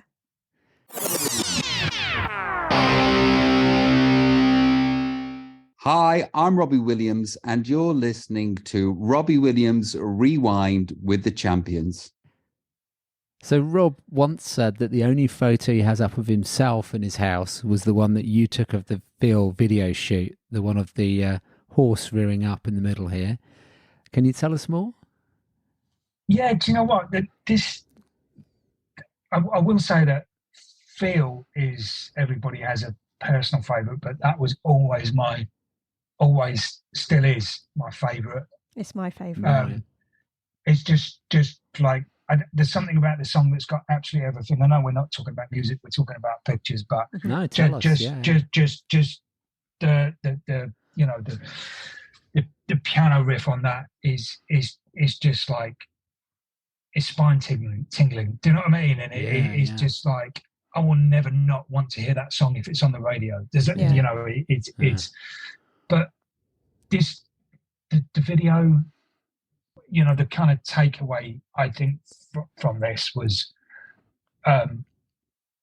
just the fact that we're all up a mountain, seemingly in the middle of nowhere, in the most breathtaking, beautiful stunning scenery and just the cleanest air on the planet. Mm-hmm. Yeah. And just thinking, fuck, whatever, but just look at this. We're right here. And the irony is that thinking we're up a mountain, no one could run away. But Rob was running away all the time, and we'd be, because it's very, very long days, and it's pre-dawn till dusk and beyond, and it'd be like you'd be halfway up the mountain, and you'd be wanting to take a shot with Rob, so I'd be there, and I'd be like, I'd probably set up a portable light or whatever I got just to kind of make the shot work, because I'd been told that in half an hour Rob would be with you, and then you'd look round and you'd see him in one of the location vehicles zipping down to the next location, going, "Where's Rob? Oh yeah, no time. Can you move on?" And it'd be this constant sort of like scrabbling around with all your equipment, setting up, breaking down, setting up, breaking down, setting up, breaking down. Sometimes you would kind of like end up with just a Polaroid. And then somebody would shout on the radio, "We need Rob now," and he'd be gone. Other times, he'd be going past, like looking at the car, kind of giving you that look like, "Yeah, sorry, mate." Do you know what I mean? And then there was one place where because it was cold, we'd set up basically a shot in a barn that was half upside side of the mountain, and I was in there. I was in the barn with Rob's makeup artist Gina. We're all set up. I've lit it, got the shot, waiting for Rob to show up, and suddenly he's gone flying past in the car again. And it's like, fuck's sake. But Daryl walked in because we were going to do the shots of him and her together. Yeah. And she was just like, "Yeah, no bother. We'll just do it. We'll do it." So I did some pictures of her just sat there with Rob's makeup artist, like keeping the Polaroids warm, and and it's stuff like that. All kind of happens for a reason, and you end up with other amazing shots that still tell part of the story. Yeah. But the pressure on me at that point is to get the shots of Rob or Rob and her together. Yeah. Mm-hmm. But it was just kind of magical. Also, I don't know if Rob, going back to that horse shot, which is also one of my favourites. It's one of those ones that every so often I'll put it out on, Instagram. Yeah. And just kind of want to show it, really, just because I think, and I've worked with horses quite a lot since, with film horses. Yeah. And these guys in Canada, I think they'd put Rob on a horse to become acclimatized. He may have done horse riding before, so I'm sure somebody will. No, he said he hadn't, I think. Not right. Not at Yeah. this point. That Yeah. makes sense. Yeah. They put him on a horse and let him kind of like get a feel for the horse, and let the horse get a feel for Rob. Yeah. And then when it came to this, it was basically, I would have shat myself. Yeah, I mean, the composure on his face is incredible. It's incredible. I've It's been almost worried about like, falling off the back. Yeah. yeah, it's almost like in his mind, I've no idea what's going on, but it feels like he's thinking, I'm kind of invincible right now. Yeah, this looks cool. But the horse could only go up 2 or 3 times, and it had already done it for the video, and they then did it for me as well, and we got this shot, and I think there are literally, on that roll of film, I think there were 3 frames of the horse going up. Wow. And it was just that one. That was the one. There's plenty of shots of Rob and Daryl and horse riders and all that kind of thing, but an utterly magical time. Oh, and really. The background, I mean, the water, and the mountains and the snow. Oh, it's that's just, yeah. It's and again, it's the idea of that, the amount of people and the crew, and I think what really helps is there were a kind of core of people that had worked together a lot, and that's where the team thing comes in, because it's kind of almost like then, and as I'm sure now, everybody's got each other's backs, and it's kind of the only way. It's the only way it could work. It's beautiful. My favourite video. Yeah. Yeah, it's probably mine as well. Yeah. Also, Rob apparently had a lump on his face from an ingrown hair, which he tried to shave off, leaving blood all over the place, and everyone had to shoot around it. Do you remember that? On this video? Yeah, apparently. Do you know what? Probably highly likely. But I don't remember that. But I'm looking at the pictures and they're all taken from one side of his face or straight up. Yeah. So, yeah, I would love to. That sounds like exactly the sort of thing that would happen. You know, it's kind of like, yeah, got a spot on this side of the face, and suddenly the entire video's got to be relit from the other side. Yeah. You know, I've been in those situations with other artists, but not with but not that I remember with Rob. But Okay. it is highly likely if he said it. Yeah, then, I think then it was sure, in one of his books. right. I'm sure it did happen. It might be the night before, and it's also that thing if you've got an ingrowing hair or a spot in your mind, it is the biggest mountain on the side of a molehill. Oh, yes. And to anybody else, they don't even notice. Yeah. You know. So probably Rob's most controversial video was "Come Undone." Yeah. It was banned on TV in the UK, and the Was it CD, really? Yeah. and the CD with the video received a 15 certificate. Was it a crazy shoot? Was it as crazy as it looked? How was it? Do you know what? you? I think it probably was, and it's there's I don't hang too many pictures on my walls. Mhm. There's probably about 50 behind me, but you know, it's what there's a location house. It was filmed in LA, and there was just like a swimming pool, and there was like a blow up plastic body face down in the swimming pool, and I just, you know, between takes, I took a picture of this picture because, you know, probably in one of those times when I'd had to step out or step away, and I just remember just finding it incredibly surreal that we're at this house that looked like it was out of a movie, probably because it was, and directed by Jonas Ackland, I think his name is, who had also, I think, done a couple of Prodigy videos, and I think was kind of known for being out there. And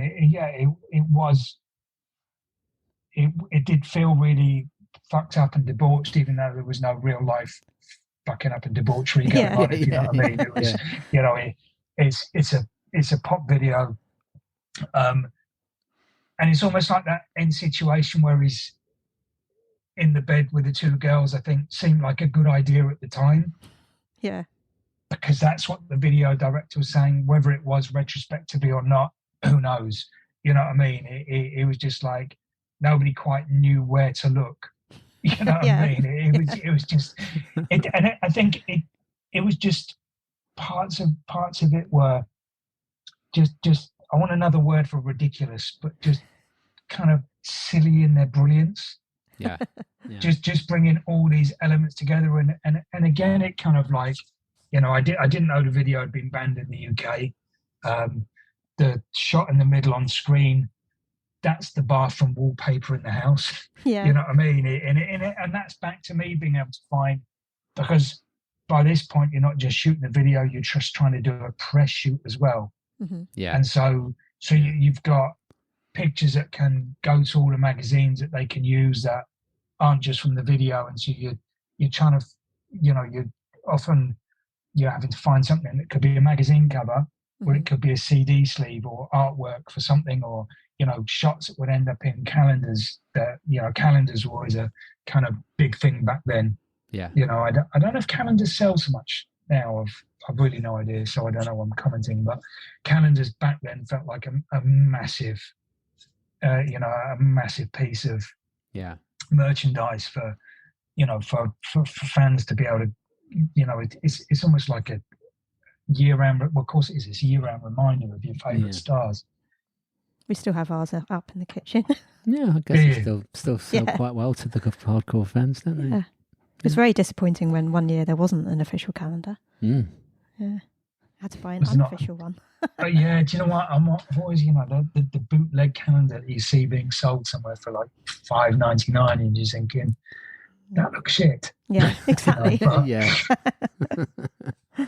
So you did the photography for the Weekends of Mass Distraction tour, which includes Nebworth. I think you did stuff for the programme and rehearsals, as well as being at some, if not most of the shows. Do you know what?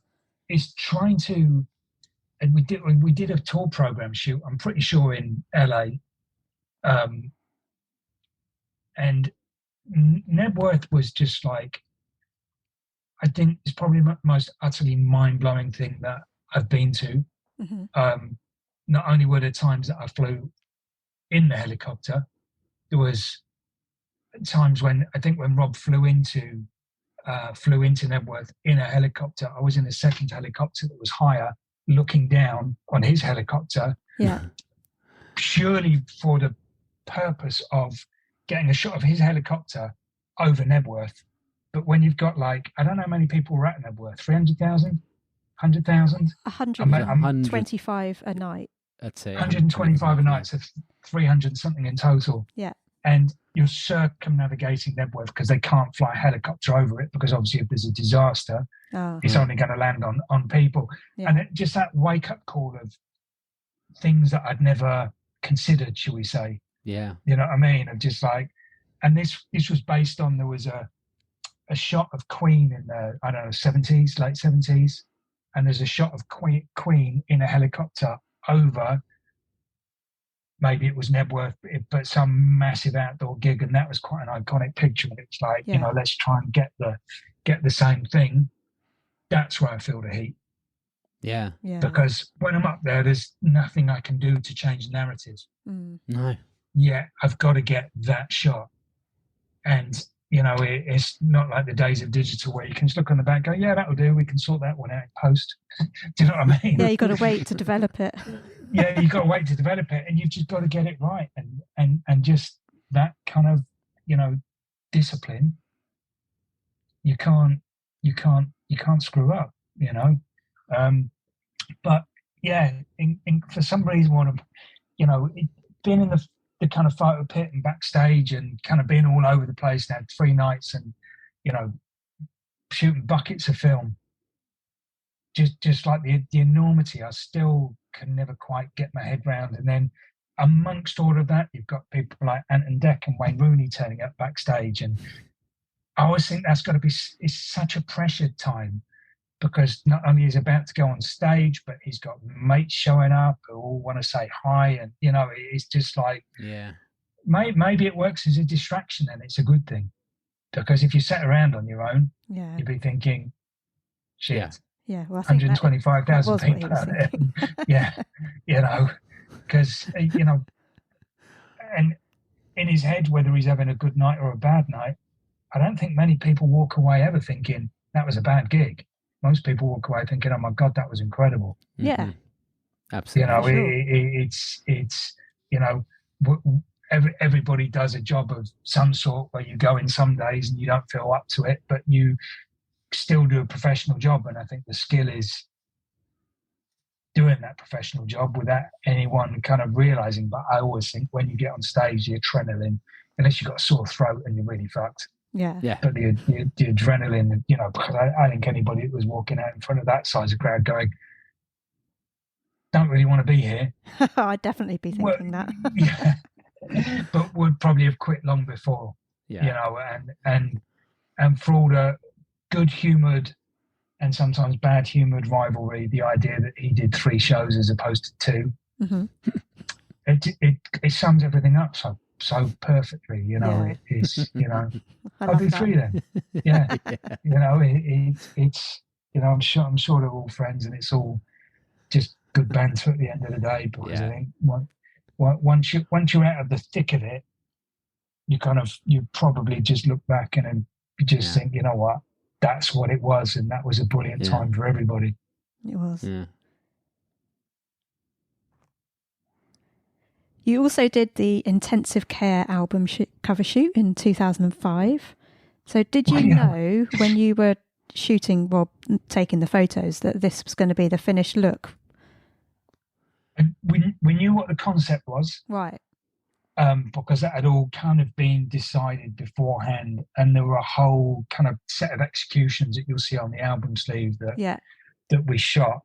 My kind of like the one that really sticks in my mind is kind of almost shooting Rob on a plinth. I can't remember what that kind of shape is called. It's based on something that I should really know, but I'm basically shooting a naked Rob in flesh-coloured pants, in order for all the kind of post-production to be done, and it kind of blended into the artwork. I know what you mean. Yeah, I can picture which one you're talking about. But yeah, that was, and again, it's one of those ones that got an incredible team, but the heat's on because you've kind of got to get it, because he's only going to be there for a few hours. Mm-hmm. Yeah. And so you've got to be able to go from A to B to C to D and get all the shots. And, that skill is, obviously you have more time with an album sleeve, but it's always, I think, so harking back slightly to that, shooting Capitol Studios in LA for Swing When You're Winning. Yeah.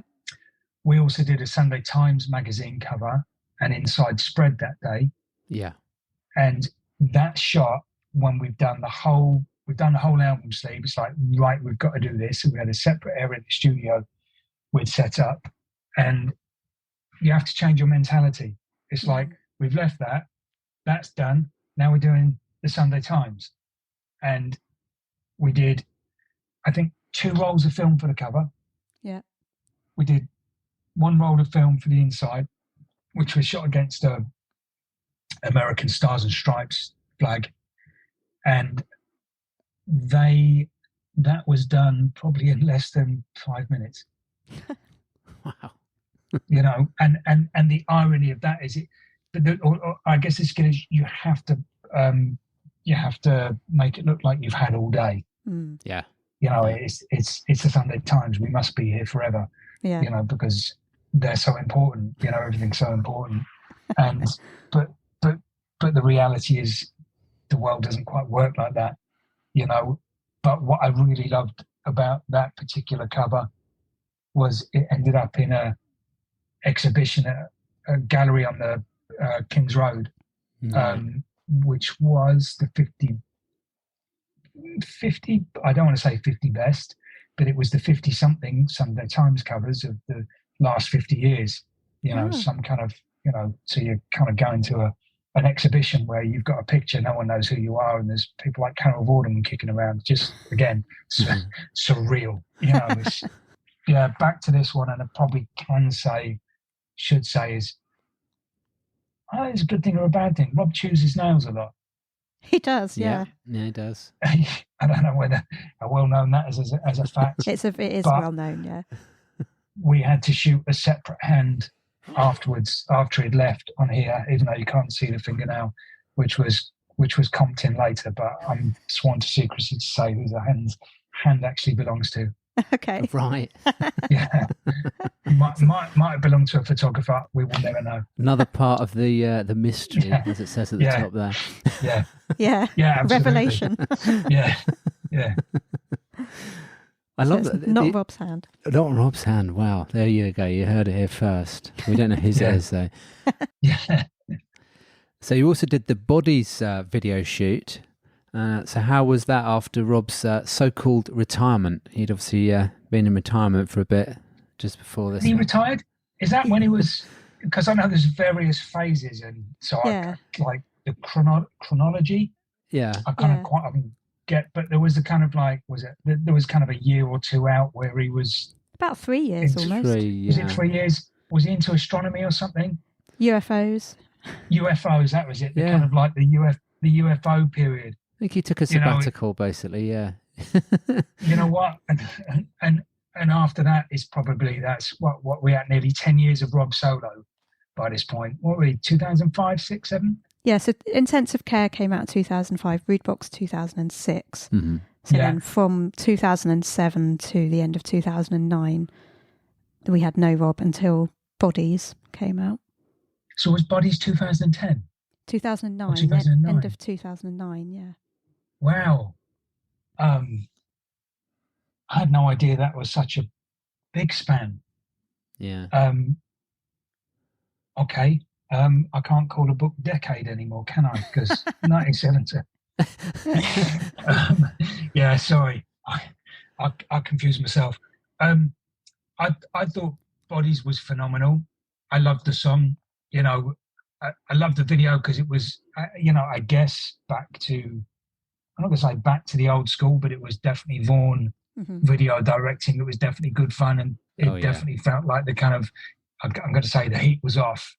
Right. But obviously it was blisteringly hot, you know, so the best part of the shoots would be, would probably be towards the end of the day when the heat had kind of dissipated a little bit. But that shot with Rob holding up the umbrella with love written on his hand, and straight between that little gap of somebody in there, I think you call it a pork pie hat, that's Vaughan the director.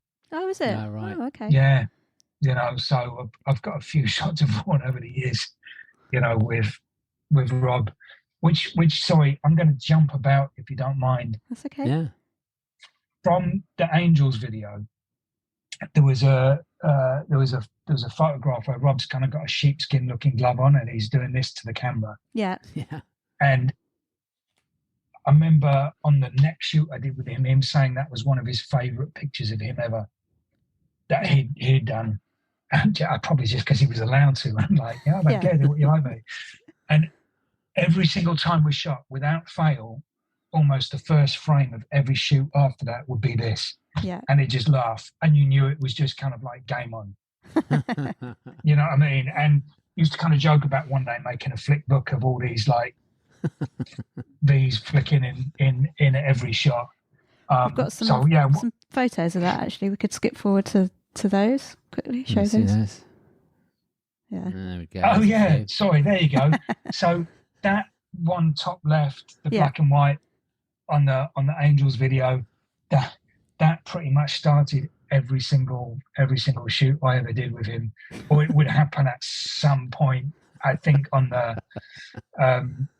one on the right, is that called You Know Me?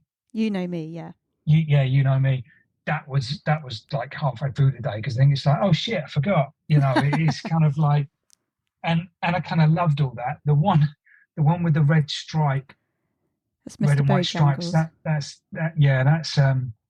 the Sunday Times shoot that happened very quickly, and that I kind of feel like he's had enough at that point.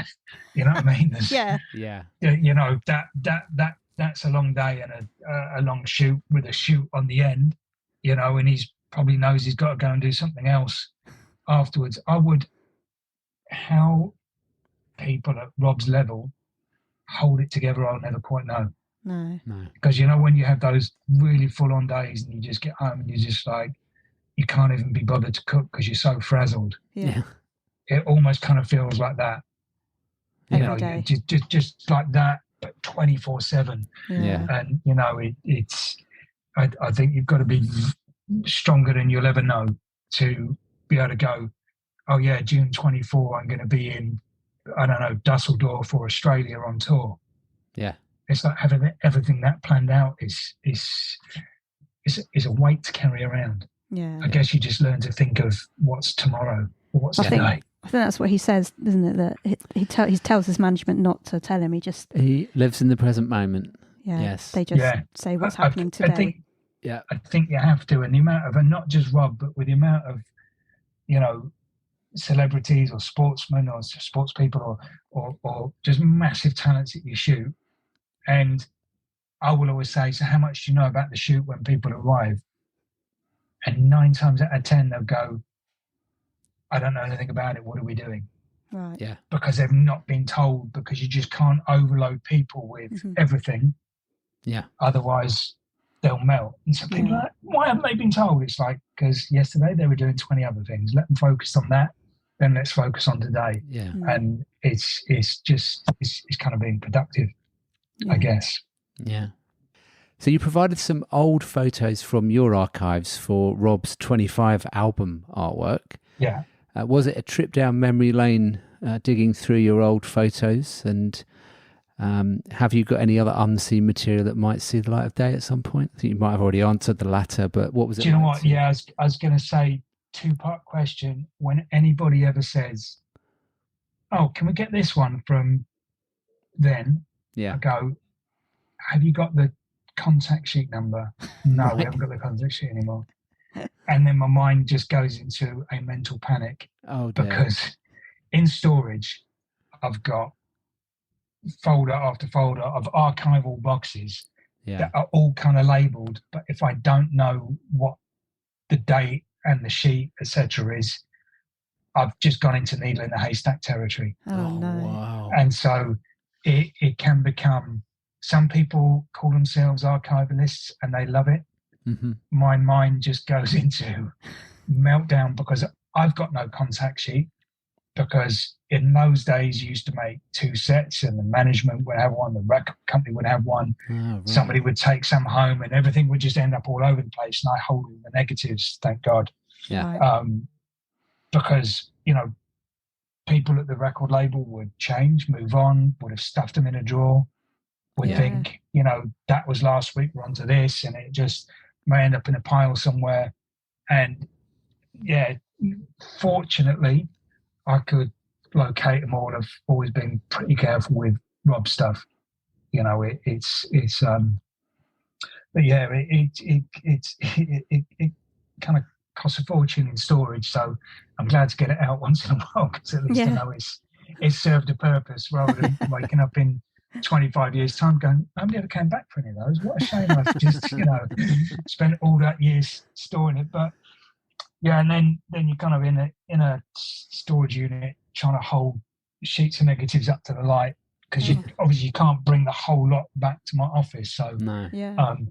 I think there might actually be there are boxes up there with Robbie Williams written on, just from then, because that was last year, wasn't it? Last year. It was last year. Yeah, and it is just that slight panic of, God, what happens if that? Because also negatives, even though they're incredibly safe, kind of longevity and very safe archivally, stuff gets scratched. Right. Yeah. Negatives attract dust. You just kind of like, you don't want to open up the folder and find there's been a leak and something stuck together, which is why they're all in, you know, particular type of acid-free. God, this is kind of boring to tell you, but acid-free negative bags and boxes and all this kind of stuff. So, you know, if somebody wanted it in 50 years, it should still be there. You know, I'm under no illusions about the importance of my work, but one day, you know, it's like when you see pictures of, you know, the Beatles from a particular era that somebody's found in a box in a roof that belonged to a photographer that might have died 30 years ago. Mm-hmm. Yeah. It's just like, it's such a wow moment, because you can't, you know, no amount of, maybe I'm going to shoot myself in the foot, but no amount of AI can regenerate that for real. No, it just can't. not. No, because, you know, AI has got a word in it, artificial. Yeah. You know, that says everything. You know, it's those pictures of Elvis or whoever that, you know, Kurt Cobain. Yeah. You can't go and shoot another shot of Kurt Cobain to bring it into a modern era. And you alluded to it earlier on, but obviously you've got lots of unseen material that will that see the light of day at some point? You talked about maybe doing another book. I hope so. You know what? It's kind of one of those things of going, I kind of feel at the moment the time is right. Yeah. Not because of Netflix or whatever. And, you know, it's kind of like finding the energy, not finding the energy. It's finding the focus to go, right, this is going to be this. Yeah. Because it will be ball breaking. Yeah. There's just so much material. It's almost like in one part of your head, you're going, I need a team of archivalists to help me go through all of this. Yeah. And then the other part of your brain is going, but they don't know what they're looking at. Yeah. They don't know what shoot that was. They weren't there. Right. Lucy and I'll come up and have a look for you if you want. You know. Well, I might have to take you up on that offer, because it would be like, when was this? Oh, that was the 17th of August, don't you know? It's just kind of like...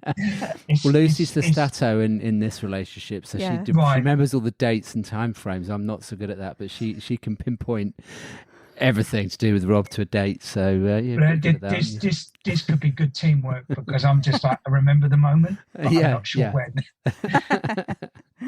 Cool. So we might get to see something at some point then. Yeah, that'd be great. I you know what? I sincerely hope so. It will be a year away, I would imagine. But that weird thing of a year is not a very long time.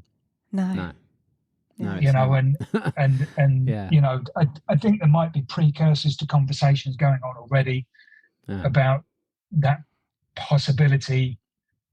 But there's so many moving parts always with these things. It's not like putting a book out in 1999. No. When, you know, people bought books, and it is, you are, you know, the people that would buy the book are fans of Rob. Yeah.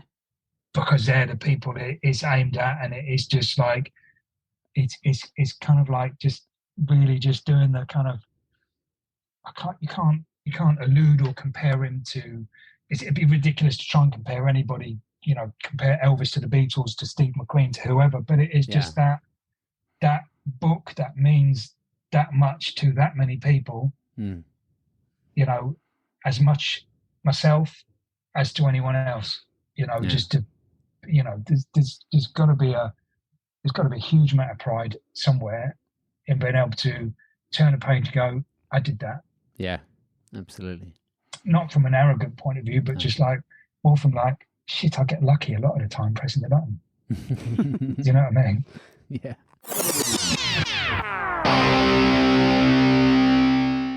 Hi, I'm Robbie Williams, and you're listening to Robbie Williams Rewind with the Champions. What is it about Rob, do you think, that makes him so photogenic?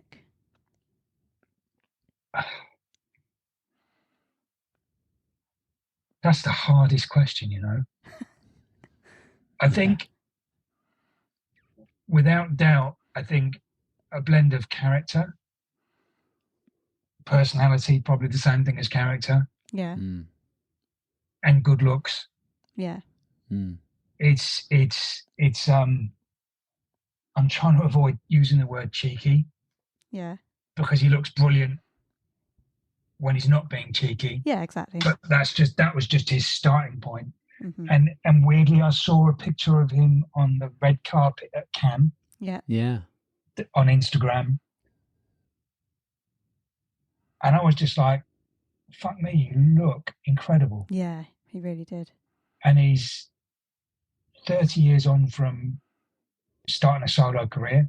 Yeah. Probably 40 years on from Take That. I don't know when to come and you know, how many years that whole process is. And yet he's walking out. And if you think of all the stuff he's been through and all the stuff he's done and all the, you know, kind of issues and stumbling blocks and hurdles he's had to overcome. Yeah. To look that cinematic, for want of a better word, is some people just photograph incredibly well, and I'm not one of them. Yeah. And it, you know, he does. He just looked brilliant. Yeah. Brilliant at Cannes. Yeah, it did. Everything about him is just demeanor looked amazing. Yeah. And some people have just got it. Yeah. You know. And he's one of those annoyingly good-looking bastards. You know what I mean? It's just, you know, you know, it's some people have the package. But what I've also noticed is, and I know a lot of celebrities obviously get used to doing this, but Rob's very confident and comfortable with looking directly down the lens. Mm-hmm. Yeah. And I've seen him do it in his concerts as well, when obviously on the video as well as stills. But he has this, he enjoys looking for that lens, you know. I mean, you know, he's obviously lived most of his life in front of a lens, life through a lens. Through a lens. But there's something about the connection that he makes when he's looking directly down that lens. Yeah, well, I think that I mean, the simple word there is the connection. It just connects, doesn't it? Yeah. You know, because I guess, I don't know, maybe it's the years of kind of like the the pre-career, if you like, and take that of just kind of like that whole learning curve of just having the ability just to look straight down the lens and not kind of worry about it. Yeah. You know, or whatever, apart from the Russian World Cup. Well, that was another finger up moment. I think that was that gesture to you actually at that point. No, do you know what? Fortunately, I was up in the stands, so I can't even. You were actually there in Russia. I was in Russia, but I was. Oh wow! I was upstairs with a footballer called Zlatan Ibrahimovic, and Rob was down there because he was doing was it the opening or the halftime or whatever it was. It was the opening, and it just that caused a little bit of a storm. But I think there were bigger storms of outrage that kind of like swallowed up some of the media at the time. Yeah, I know there was at the opening game. There was they were showing a health and safety video, and it had gone to they were saying in multiple languages, no smoking in the stadium and all this kind of stuff. Cut to a shot of Maradona sat in the stands with a cigar, smoking. Do you know what I mean? It couldn't have been timed any worse. So it was all of that. But it's like, and how the world has changed since. Hey. Yeah. Oh yes. Yeah. Yes.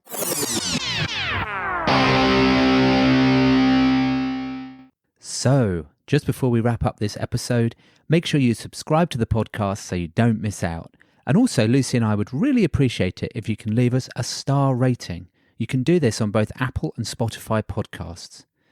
We would also love it if you could write us a short review, and you can do this on Apple.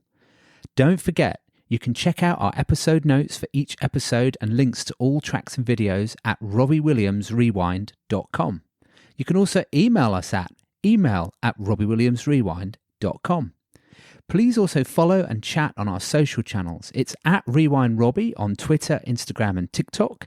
And you can also like and follow our Facebook page, Robbie Williams Rewind. And before we return to this episode, you might also consider sending us one of your own Robbie stories for the show. Just record a short audio clip on your phone and email it to us. Please check the website for more details. Thank you.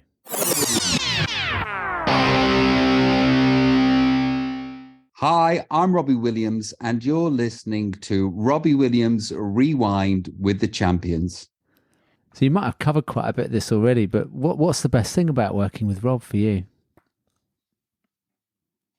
The results. Yeah.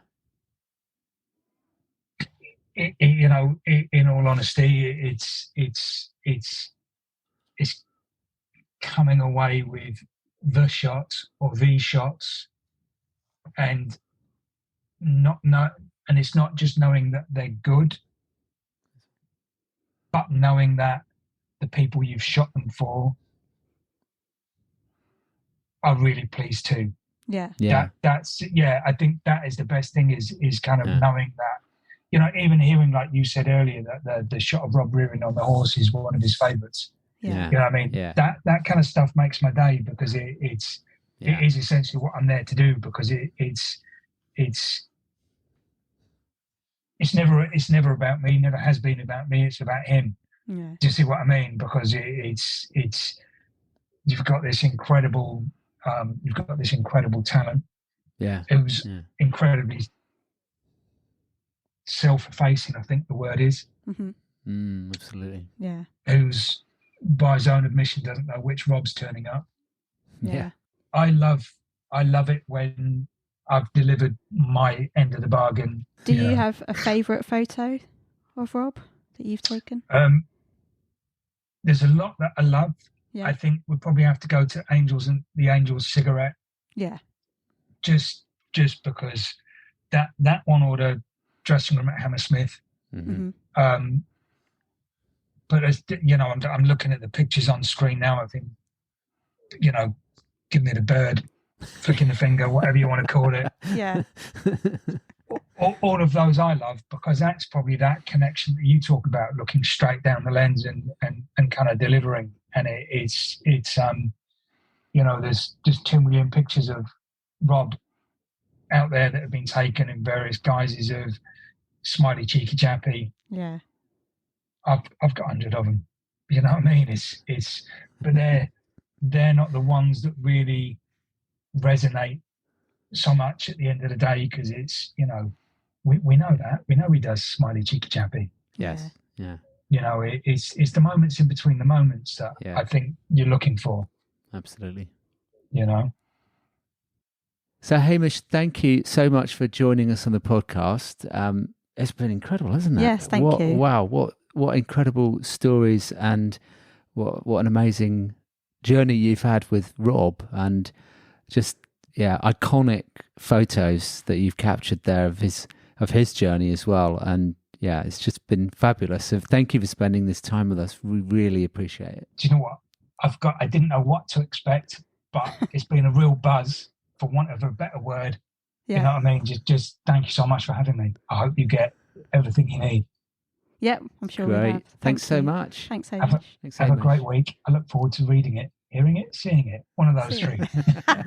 Okay. Thanks very much. All right, take care. Cheers. Thank Bye. you. Bye-bye. Bye.